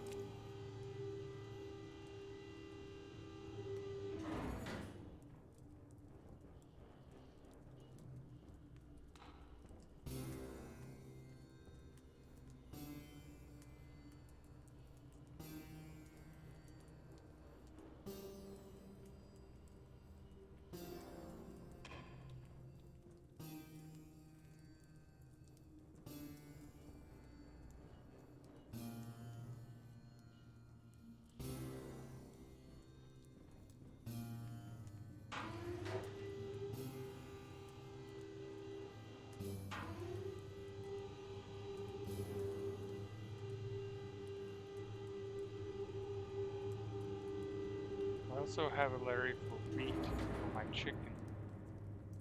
It does harvest seeds in one step. Oh, good. Hydration! Important.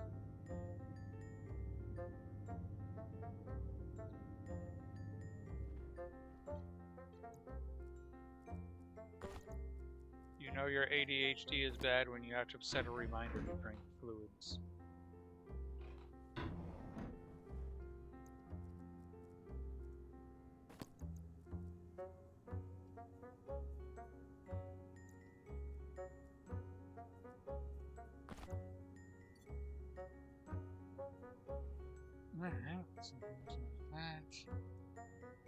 Driving towards seeding.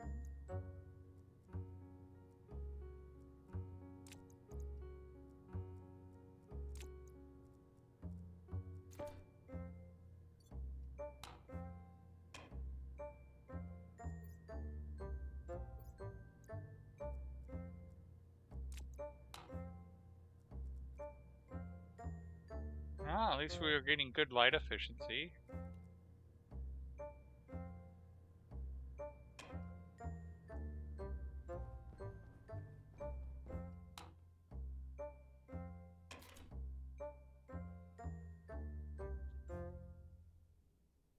One of the things I wish you could do, and like this was kind of how rockets originally worked, is I wish you could take something from one base, and when you go to the next planet, you're allowed to take 1 or 2 items with you. Because it would be great to, like, I have these alien plants finally. I would love to mutate them and get the best version of them, and then take that with me to my next start.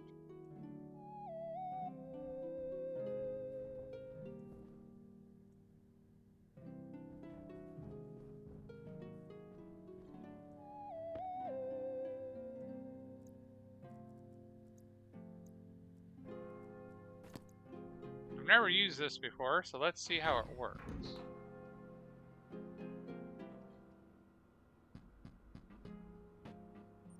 Oxygen low. Low pressure. Oxygen critical. Pressure critical. Temperature critical.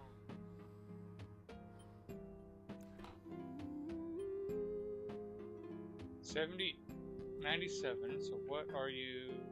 Light efficiency. This is where I get confused. I heard you could do this with the old rocket. Yeah, and that's what I'm saying. The original rockets, you could build a cargo spot and a pilot's den. You could load up what you felt was useful. It was like 2 crates worth of material. And then you could launch to the next planet.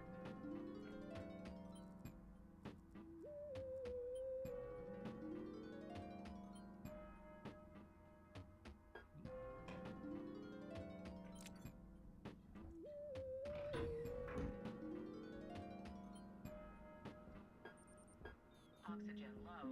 Low pressure. Oxygen critical. Pressure critical. Temperature critical. Low pressure.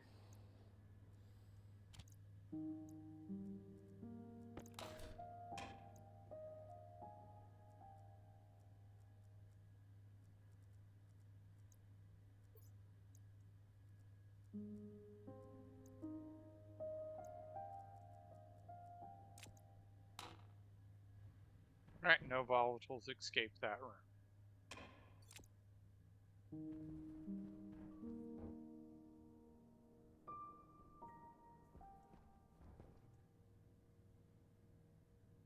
really want you to grow.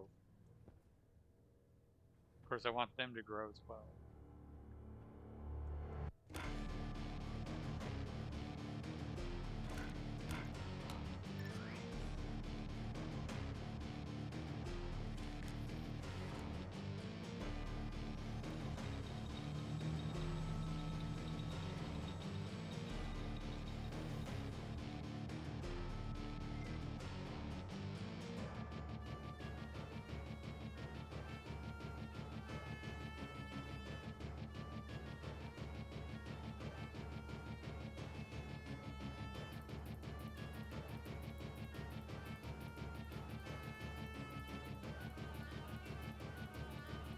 Keep wanting to have this be driven all the way down to here.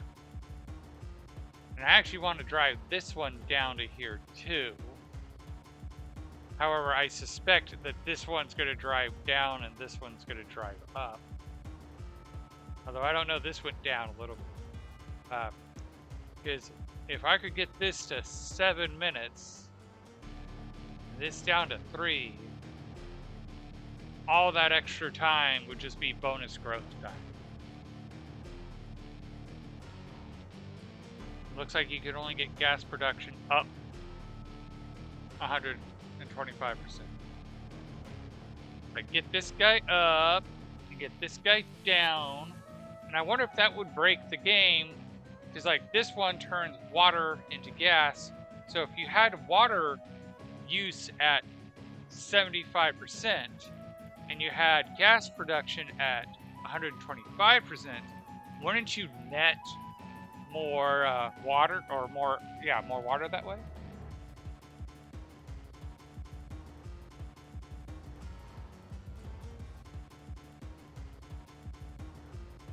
So, again, I've only messed with this somewhat.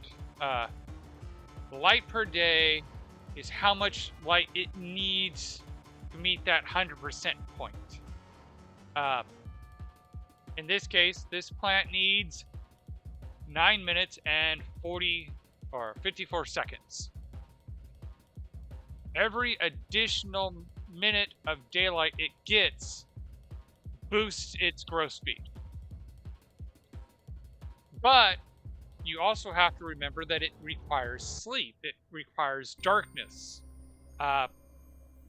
If you give it too much light, i.e., it doesn't get a chance to sleep, then it suffers and actually hurts the plant. So you can think of darkness as, oh, this is how much it needs to sleep, and this is just like its metabolism. How much energy can it take in during the day? There are some people who only need 7 minutes, and then everything else is just bonus. And that's kind of what that is. Meanwhile, you have your insomniac, and then you have your late riser.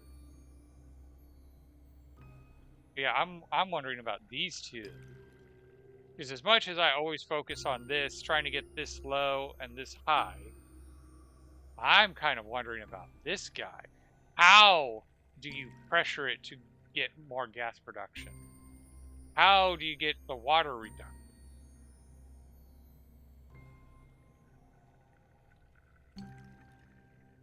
Correct. The 20-minute cycle stays the same. And it's like, if it only takes 7 minutes of daylight and only 3 minutes of dark, you could, in theory, give it the 7 minutes of dark light and the rest of it in darkness if you were trying to like conserve power. Yeah, I'm wondering if it breaks, because I see these two are not linked. This is at 104 and this is at 99. This technically already uses less water than the gas it produces.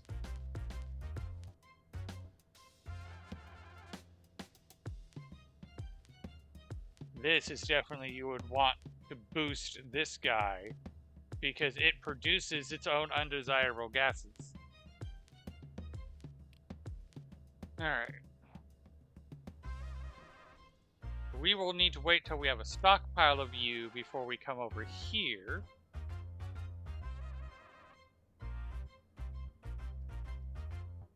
Like, we'll just pull out.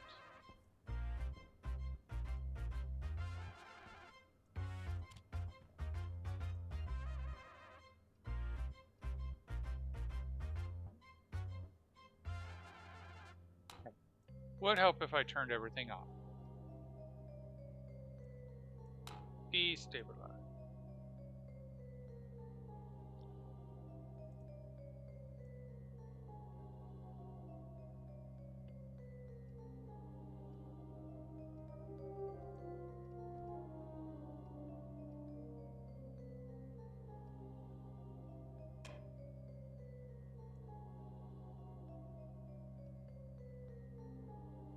Cannot.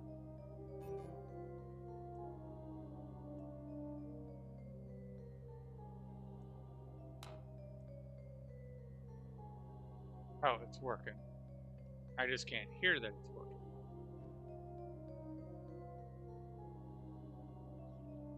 My potatoes on Mars grow crazy better every generation. I have them on 150% more. I'll only replant the best ones.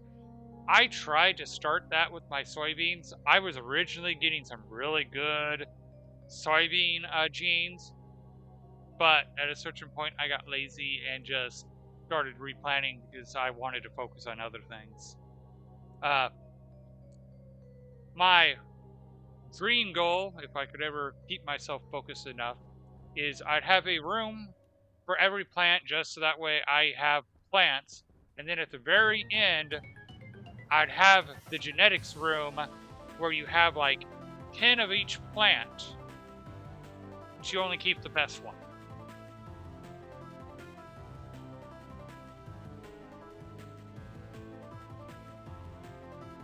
But then there's the gene slicer, which this is only the second time I've mucked with these machines, and the first time I mucked with it once and stopped. If, let's say, you did happen...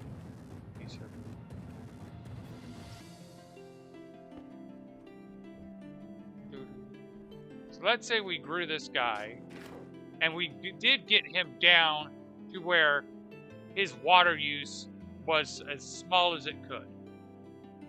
And that his kids had that same gene. You could then take one of those, put it in here, find another potato plant that had another gene that you wanted, put that in here, and then transfer the gene from one to the other. In theory, you could just do this until you got all the stats where you wanted by focusing on one stat per plant. Like, one row focuses on speed, one on light, one on darkness, and do it that way, and then just slowly merge them all into a single plant, as I understand it.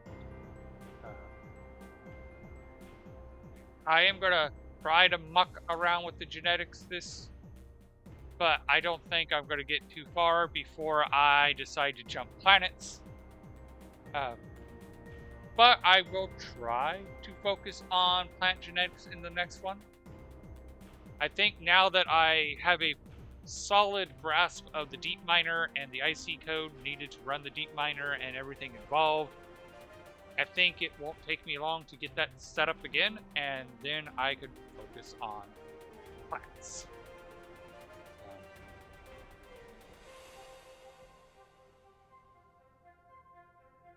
At least we got the genetics lab built. So we got the high priority stuff done. We still haven't piped the suit, but at this point, yes, the to-do list. I find it very useful, especially since I only stream once a week. Oh,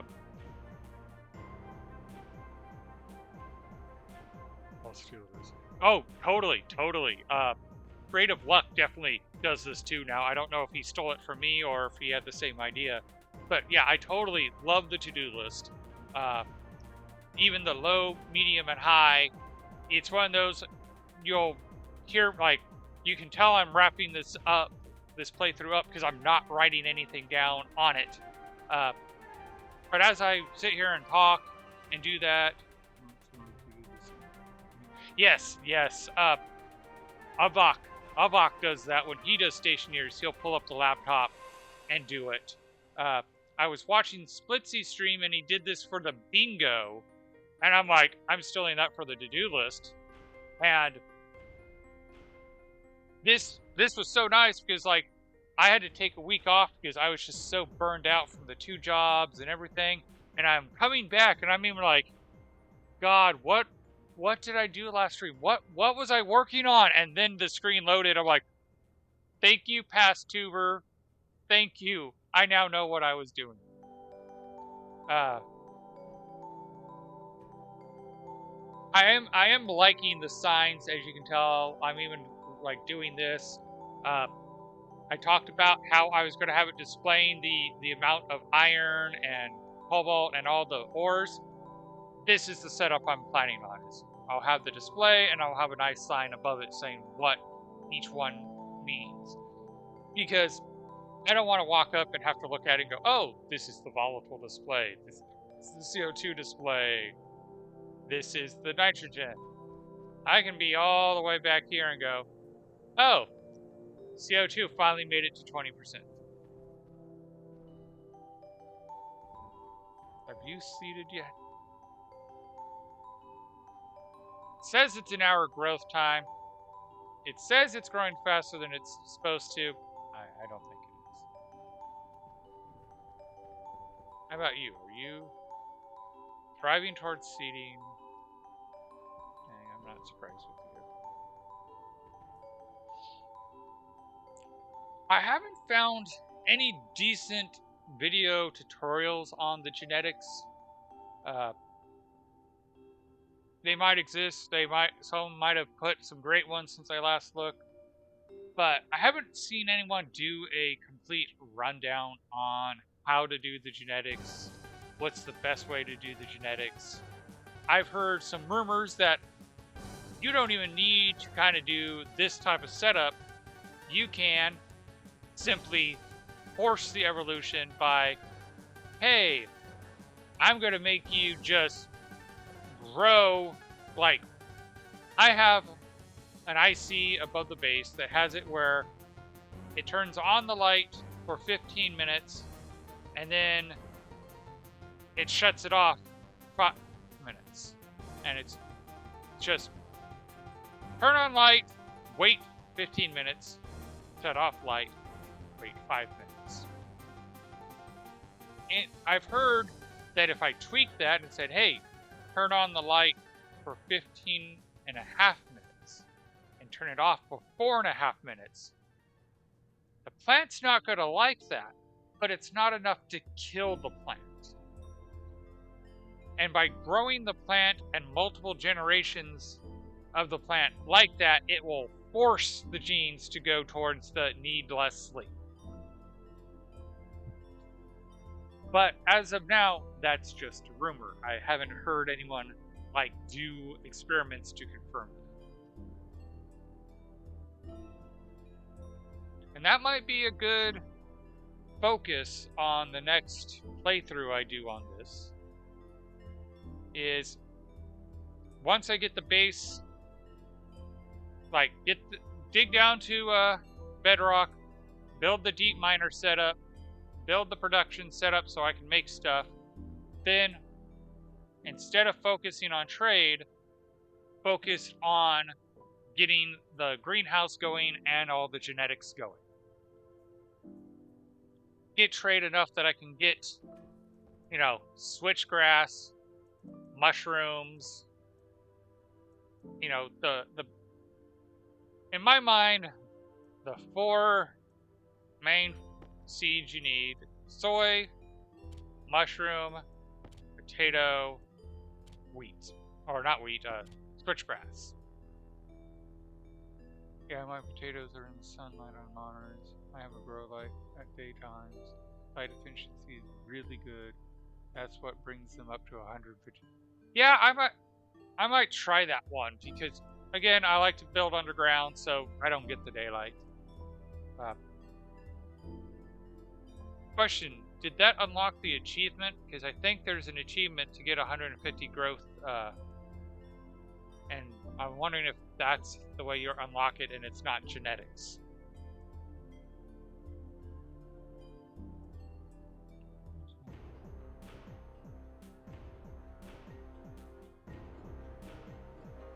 Could be doable with what you understand.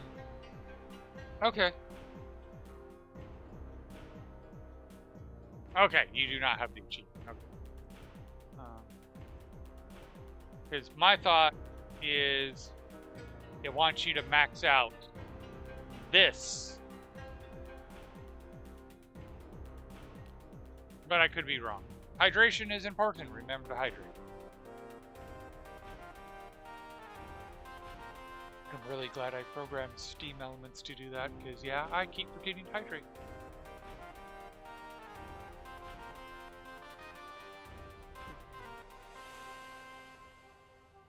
Yeah, I definitely... Well, I don't know. We still need to get the next seed to know whether this was indeed overkill.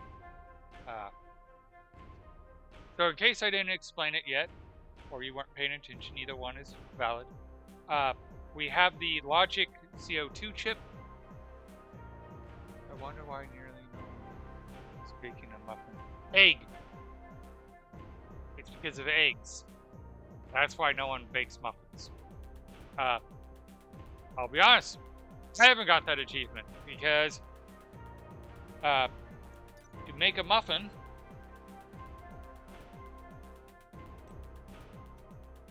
you need flour, milk, and egg.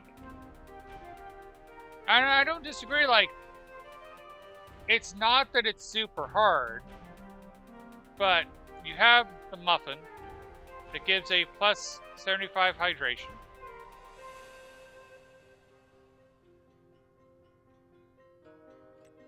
Then you have French fries that gives the same best bonus for just soy oil and a potato. And I think that's why no one makes a muffin is this is super easy. Why the muffin, a lot of people don't like dealing with the chickens. One of the reasons people don't like dealing with the chickens is the chickens were bugged at some point and they just multiplied infinitely and were immortal, so they would utterly destroy your base. There's a rifle in the game, and you could shoot the chicken, and it wouldn't kill the chicken. You could put the chicken in a vacuum, and it wouldn't suffocate. You could put the chicken in 2,000 degrees, and it wouldn't cook it. And they would just drop eggs, and the eggs would hatch to fertile chickens, and you just got infinite chickens. I'm sure you can hear that there's still some trauma behind that. And I'm not the only one. They did patch it where now the eggs have to be at a certain temperature, and if they drop below that temperature, they're never going to turn into chickens. But a lot of us still haven't recovered, and we got set in our ways of we avoid the chickens. On my same run on Menace, I had the old chicken and got the chicken apocalypse, and now I have a single chicken in a chicken room, and it produces eggs far more than I can use. Like, I'm going to be honest. I keep telling myself I'm going to use the chicken. But the problem I run into is by the time I think about the chickens, my eggs have gone bad. And then you have to hope that a trader will come with a fertilized egg. And it appears that a fertilized egg from a trader is about as rare as getting the seed trader that carries the advanced plants.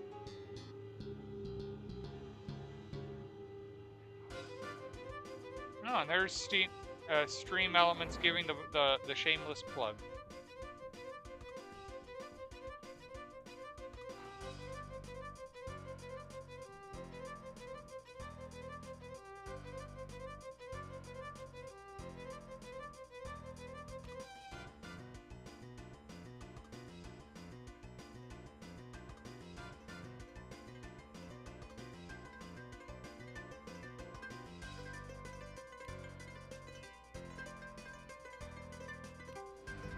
Wanted to make sure the hangar door was still open.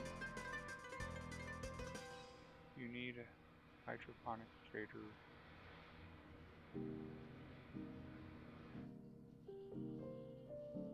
Yeah.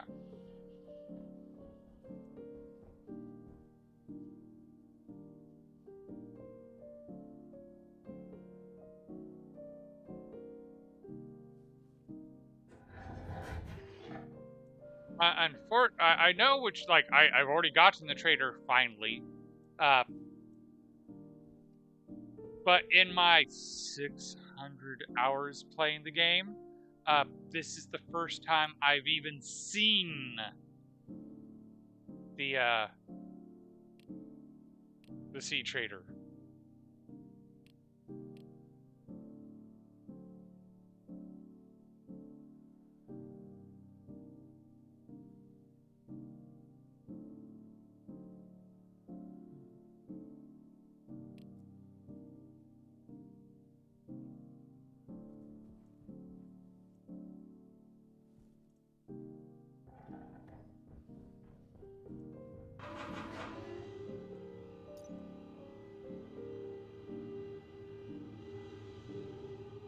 Milk was the thing I forgot. Well, actually, he's still in trade. I can call him back.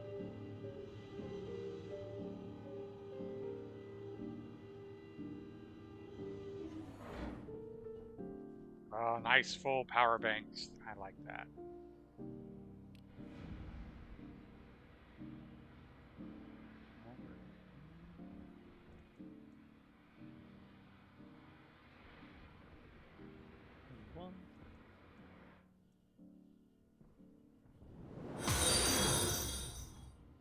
Radiator Randy has joined the crew. Yay! Thank you for the follow.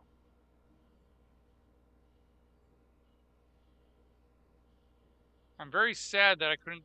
I've been fighting with Steam Elements because I wanted to do the bit where you rename it, and I was going to rename it Imp in the Flask. And that's why that voice was picked, because that is that sounds like the voice of the Imp in the Flask. I like it. Nice stream, nice stationeer's gameplay. I appreciate that because I'm trying.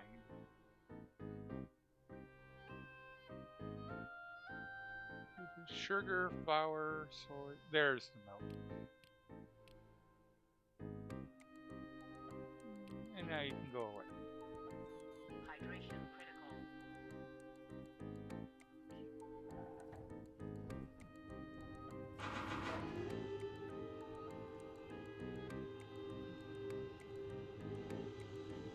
By the way, there's...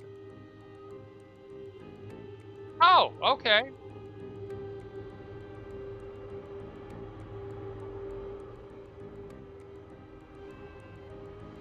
So are you in Germany? Or just German?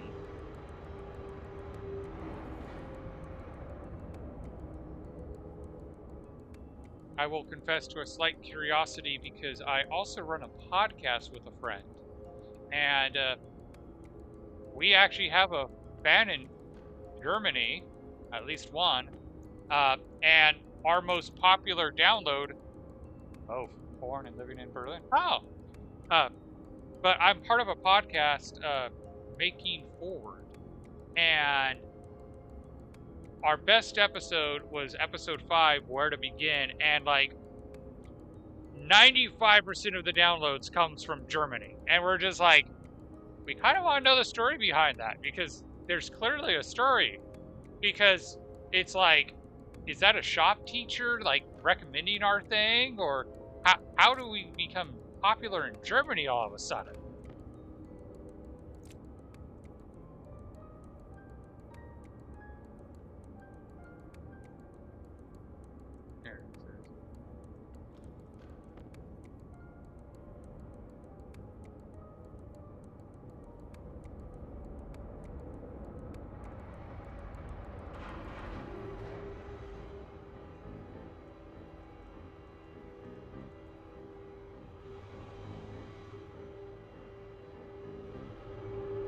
But I appreciate you joining me from Germany.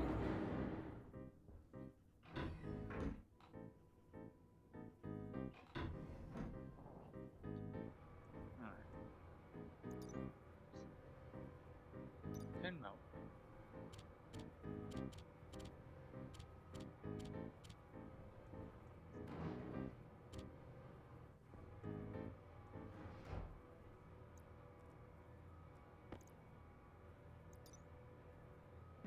$50 flour.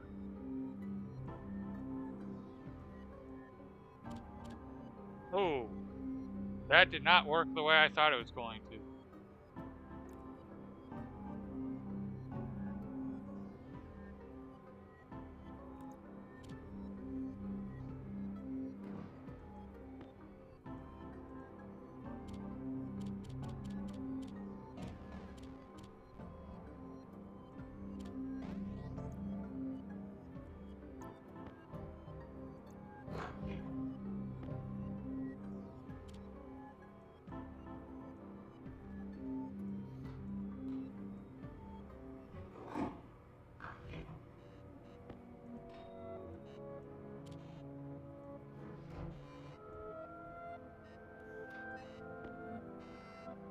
There, made the muffin.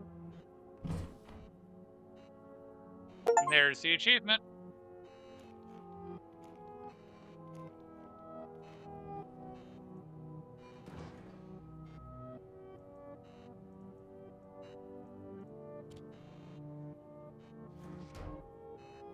So does that put me at what the top 1% now?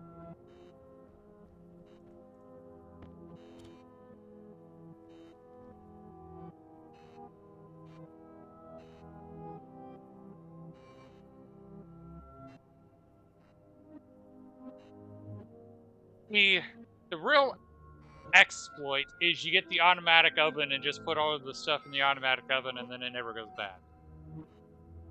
You can't pop it out, but you just use the automatic oven, put all your food stuff in it, and then it's like always good.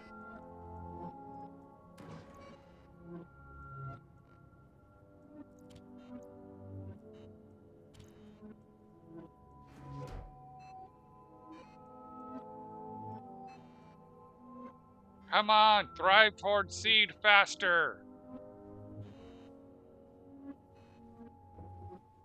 God, I'm playing this the same way I was playing Icarus last week. We were trying to get we had a mission where we had to wait for some, I think, watermelon to grow, or was it wheat? And I kept going over to it, grow faster. Sadly, it didn't grow faster, but it felt good.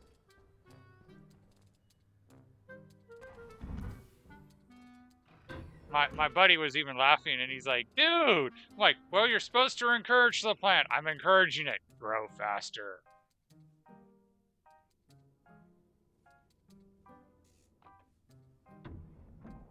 Alright.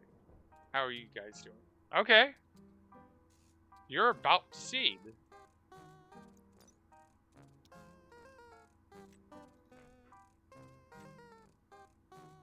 You grow once an hour.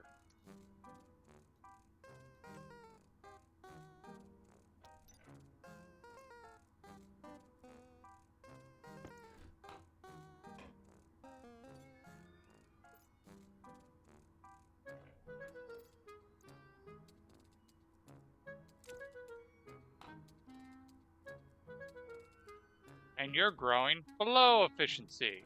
Oh, you're at 91. What is holding you back? Oh, just the light cycle.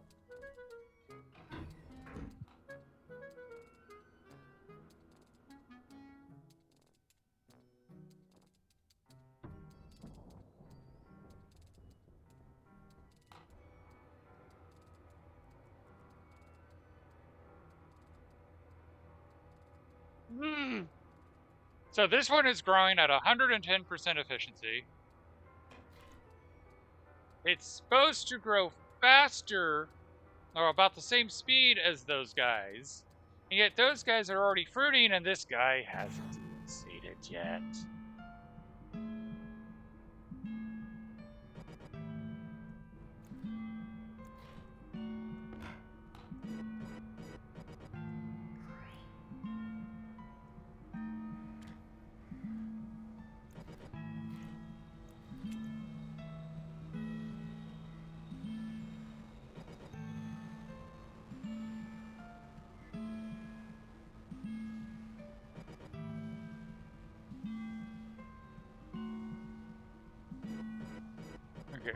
But what does breathing efficiency mean? Does it consume less CO2, produce more oxygen?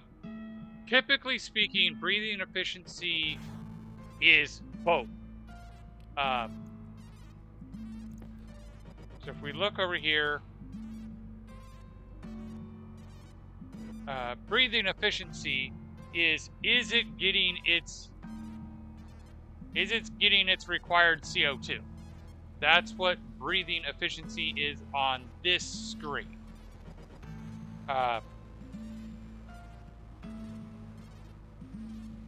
So if I fiddled it where I basically was giving it like less than 1% of or less than a percent of carbon dioxide, or if it had pollutants or volatiles which are toxic to it.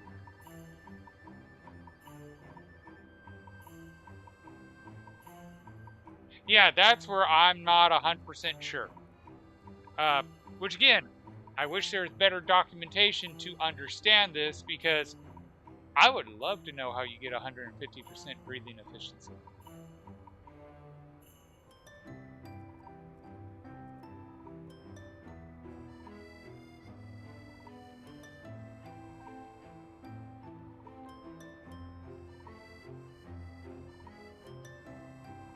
Because like I'm supplying this, the air's got 6 times the requirement in here, so yeah, I'm not sure what changes breathing efficiency. Now, mind you, there's also, and this is where I specifically said, oh, on this screen, it's 100% based on that. Then you have this guy, where you have the breathing efficiency. Where was it? Gas production. You have this on this screen that also is breathing efficiency, and this is probably where you can get 115. Is this guy shifted to here? So that's my guess.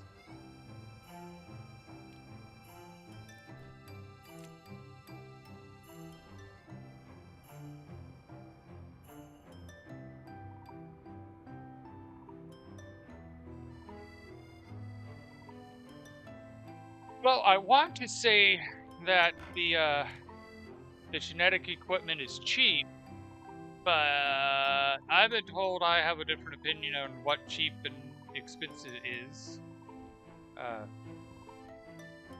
And I've been told my deep miner processing is a big factor on why I'm like, oh, it's not that expensive. Yes, it is.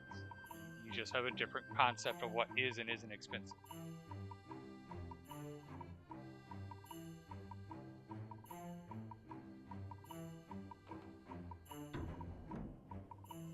Alright. Ooh. That's pretty. There's the seeds.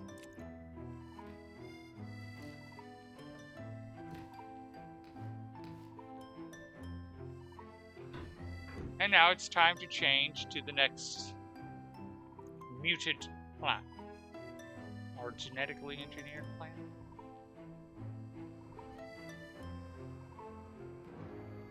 But that's going to take a little bit of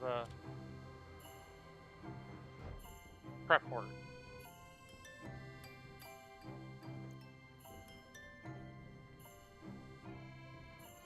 Because the Hades flower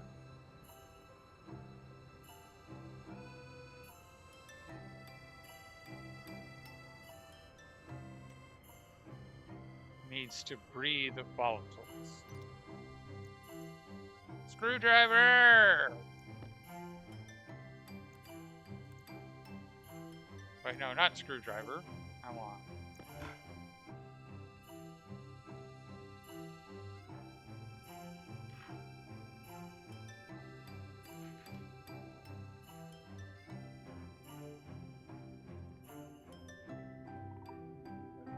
CO2. You don't need CO2 in that blend, right? don't need nitrogen in that blend.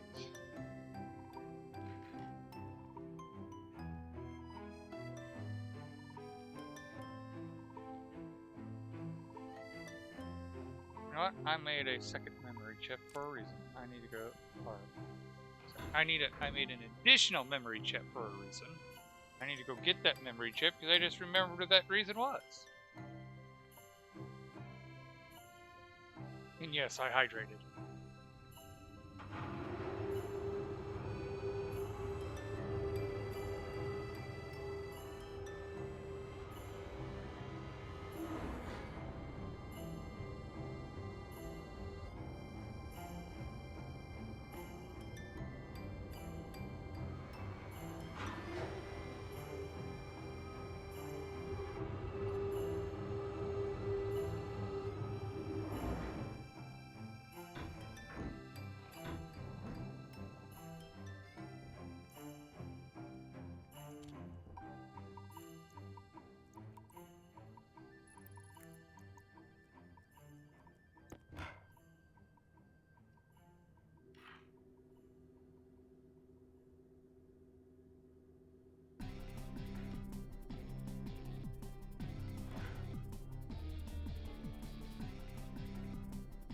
You drop quickly.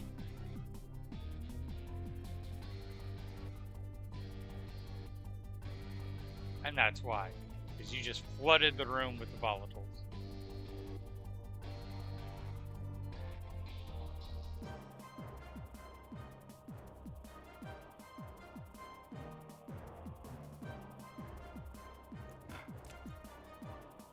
So when we get time, because I was worried that wouldn't happen, when we get time we need to change the code so it reads from here and we can adjust what the maximum pressure in the room is going to be.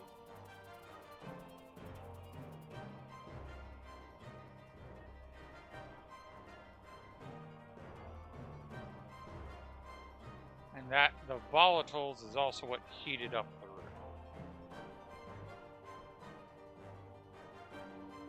Alright, 20% should be high enough for it.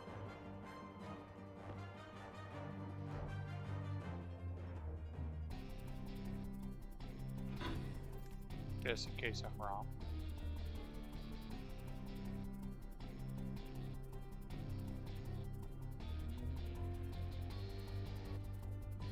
Oh, my potato chip of a laptop. There we go.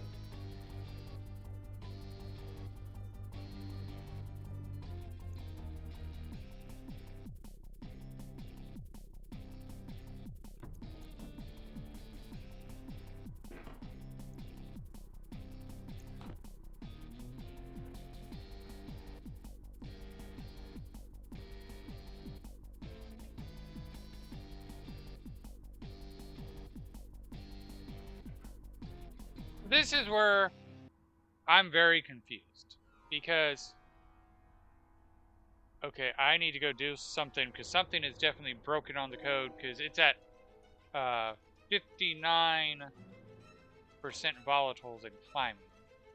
And that's not supposed to be what's going on.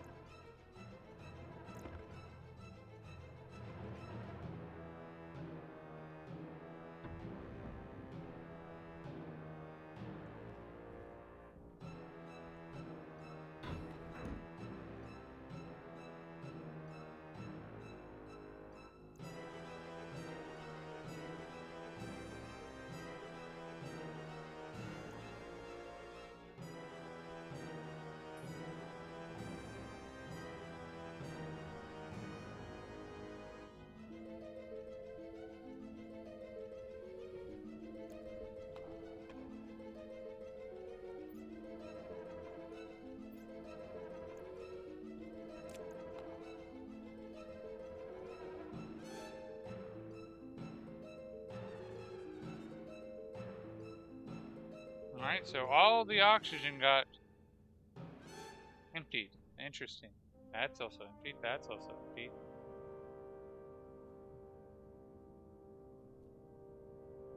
Alrighty then.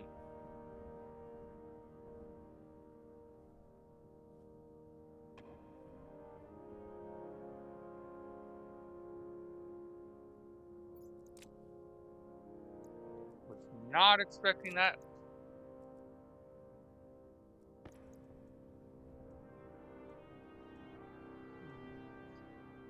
Oxygen. We're going to need...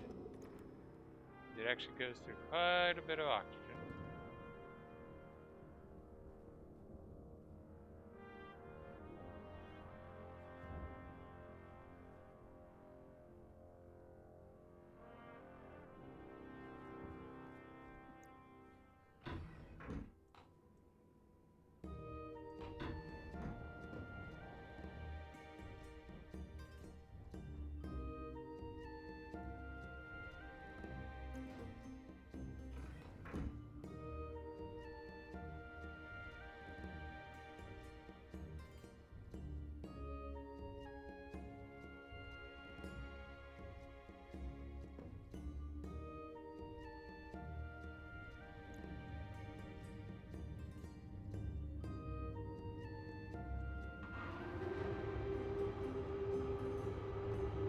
Zelzerzhitz, or however, I'm sure I butchered that name.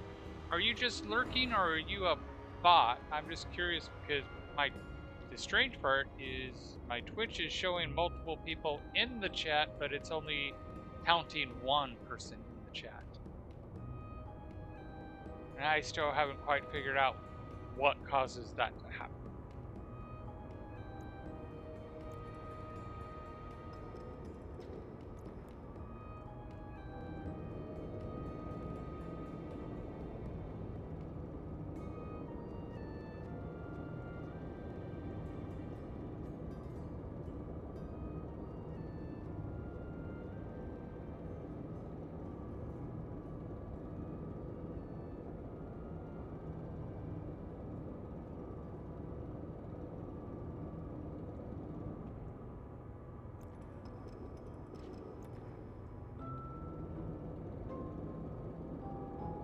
Like, I know why one of them doesn't count, because the one of them is my other account that I use to make sure this OBS hasn't broken the stream, and because I've had it one too many times where OBS is like, everything's fine, and I'm not actually broadcasting.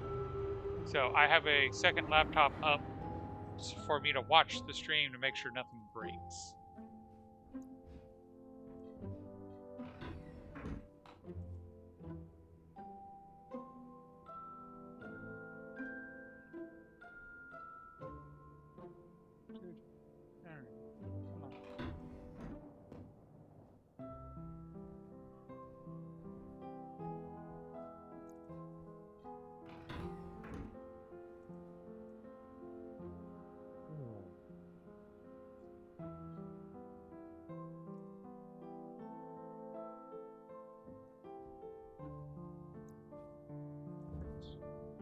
Wrong button.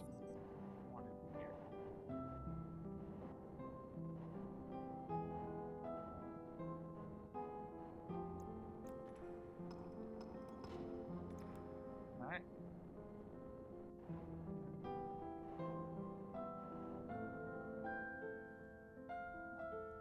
For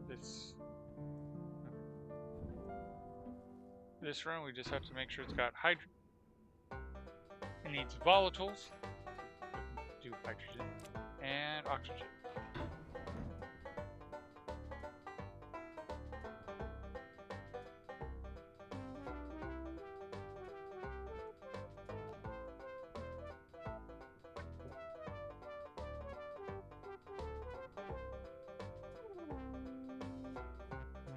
So if it cycles right, it should be boosting the oxygen.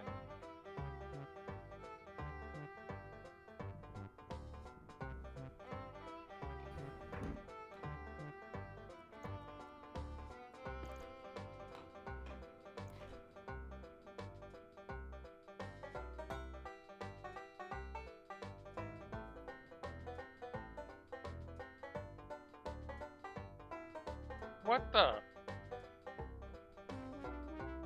Alright, I'm going to reload because I don't even know what happened to that plant. That's why we saved it before we planted.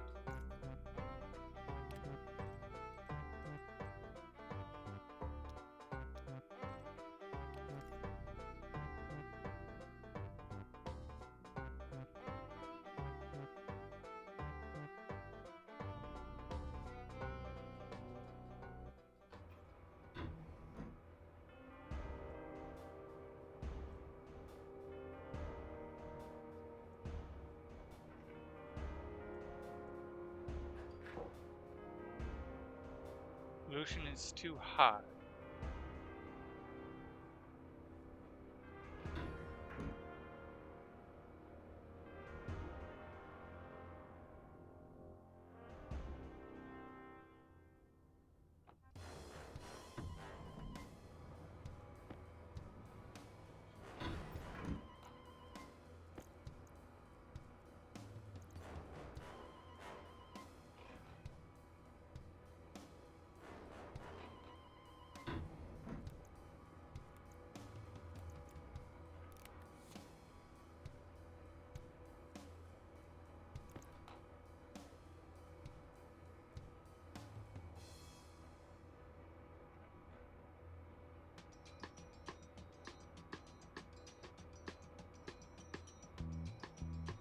Okay, this is where I have to admit to some confusion, because it needs at least 1% volatiles.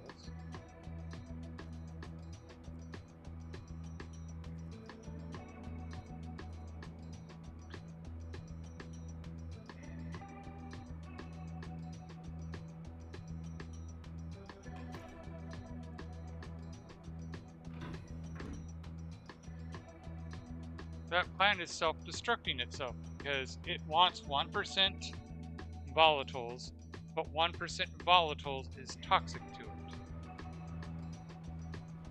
Make sure all the switches upstairs are shut off.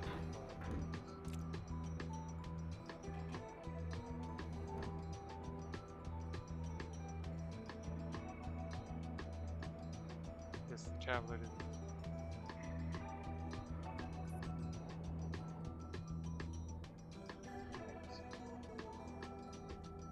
Was correct to check. It was running a pipe.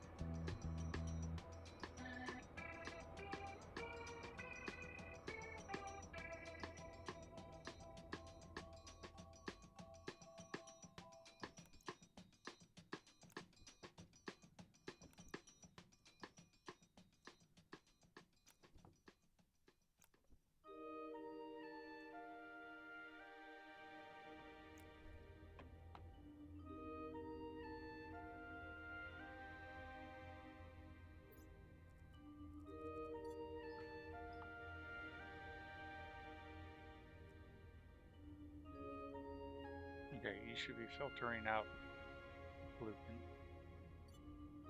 Or not pollutant, oh yeah, pollutant, but also volatiles. Okay, you are running. What do you mean, air? Overpressured?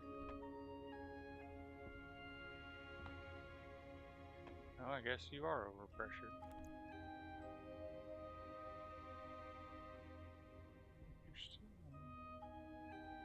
Going in all the wrong ways. Okay.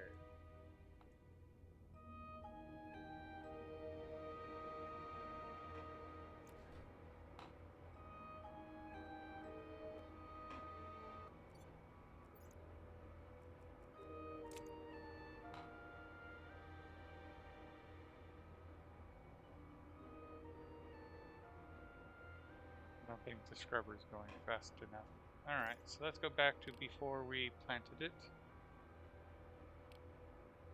Because I think I understand what's going on. It just feels so weird.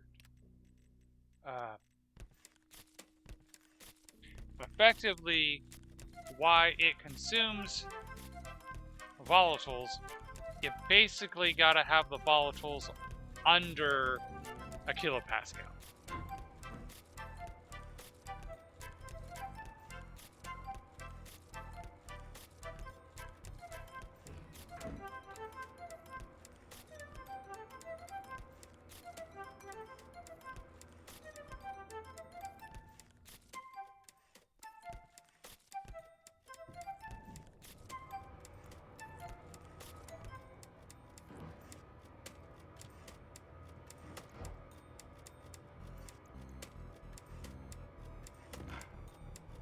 come over to volatiles. Set you to 1, apparently.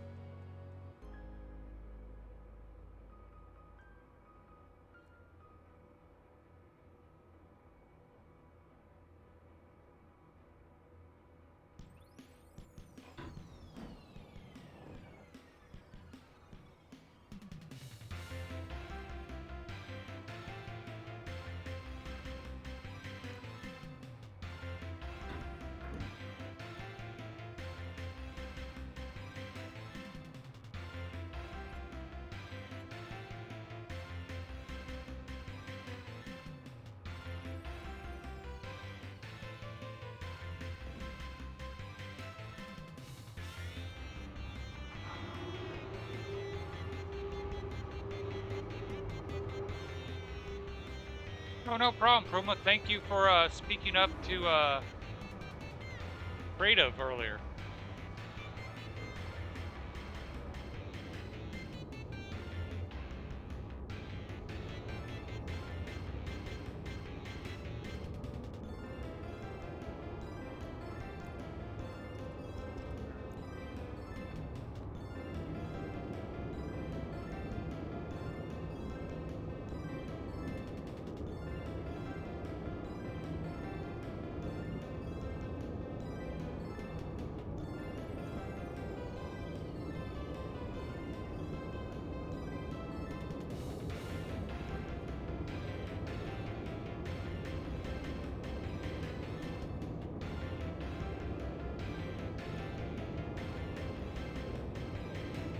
Let's get this to 5, and we'll take it.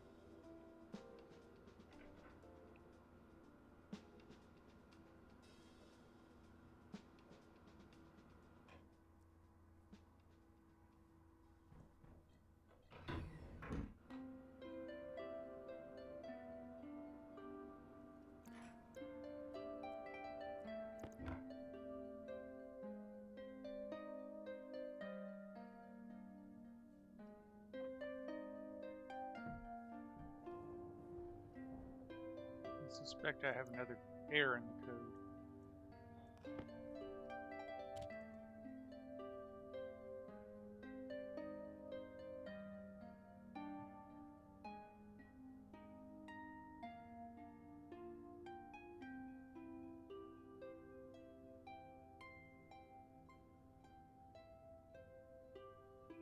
Volatiles, reading the ratio of volatiles to a volatile.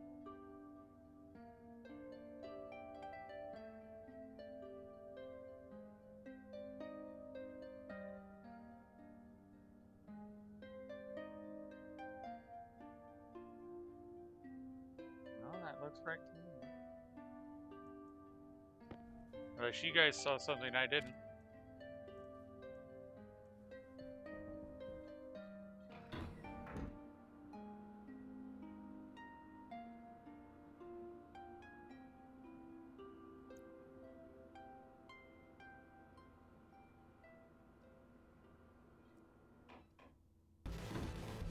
Alright.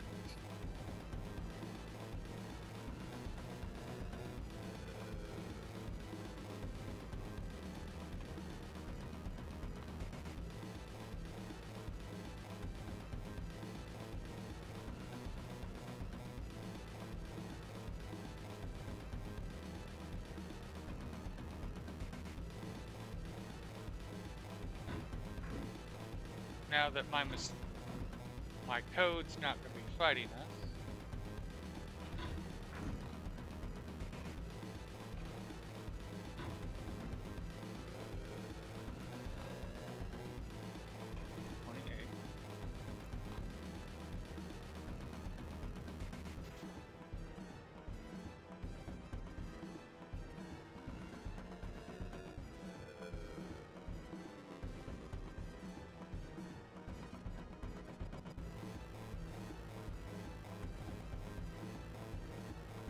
That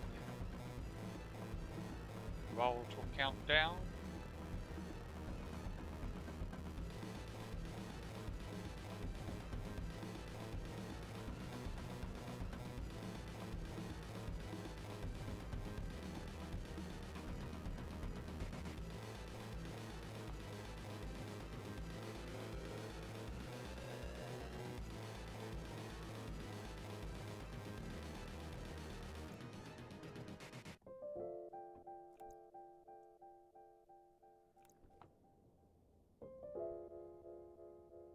Alright.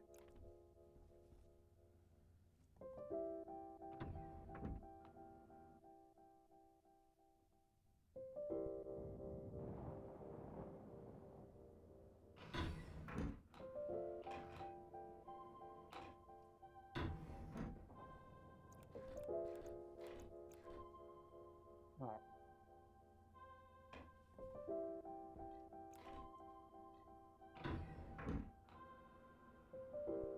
Just cheesing the oxygen into here.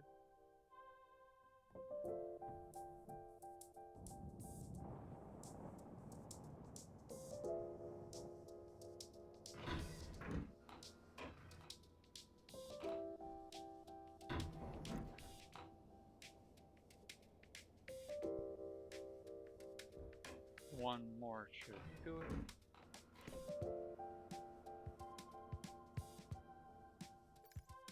Save it here before I try. Because it's also getting pretty late here. So, have you... You're still not seated?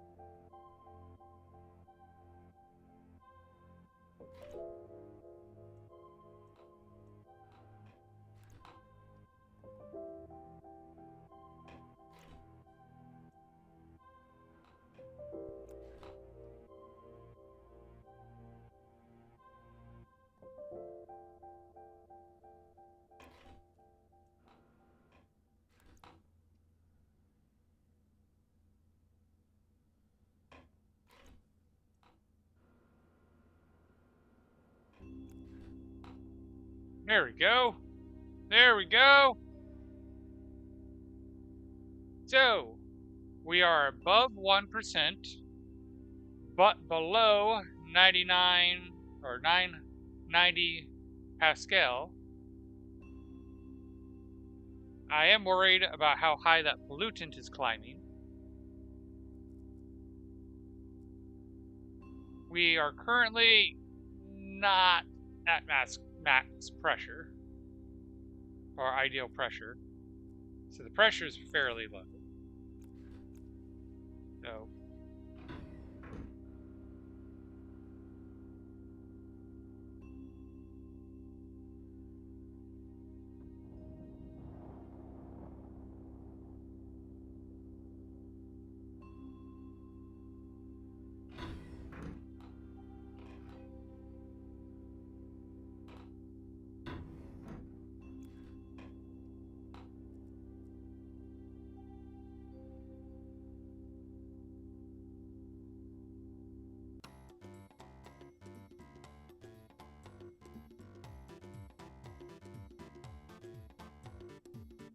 So we're going to have to trickle the volatiles in for this guy. Because he does seem to be consuming them at a decent rate. But manageable.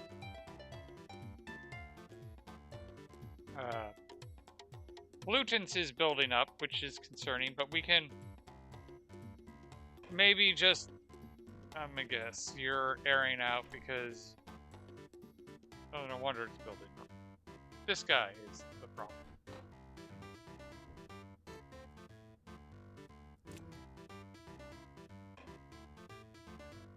Alright. And part in part, he's not dying. In fact, he's thriving. So I think I'm going to leave it here. In fact, I'm going to leave it literally right here, so that way I will remember when I come back next week. So next week, we will be focused on keeping this guy alive and healthy. And once we get that sorted out, which I think is just putting an actual take this out and put a proper filter system in. Although I'll probably just replace the tank and see if that does the trick. But we'll see about keeping this guy alive. Once we figure out his ideal conditions, we can make a full room full of them and mass produce them. As well as play with their genetics.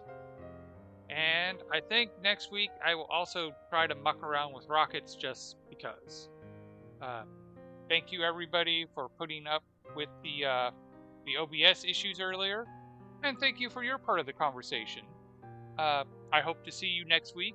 I will be streaming Monday for Icarus. Hopefully my friend shows up, so I'm not doing it solo. I'll be doing that 9 p.m. Pacific time to midnight. It's 12:36 a.m. my time right now, for those who are just wondering if you didn't want to do the math. I might stream tomorrow, I might not. I was streaming on Sundays with my niece. She wants to do Subnautica next, but my computer was having trouble streaming Subnautica. So I need to still sort out why that's happening. So I might do another stream. Splitsy started playing Hydroneer, and I'm kind of itching to do a fresh play of that, so I might stream at some point tomorrow. Hydroneer, I'm not sure, that's up in the air, but I will be here for Icarus on Monday. Until then, have a good evening, and I hope to see you again. If you like what you see and you haven't followed already, please give me a follow, it does help.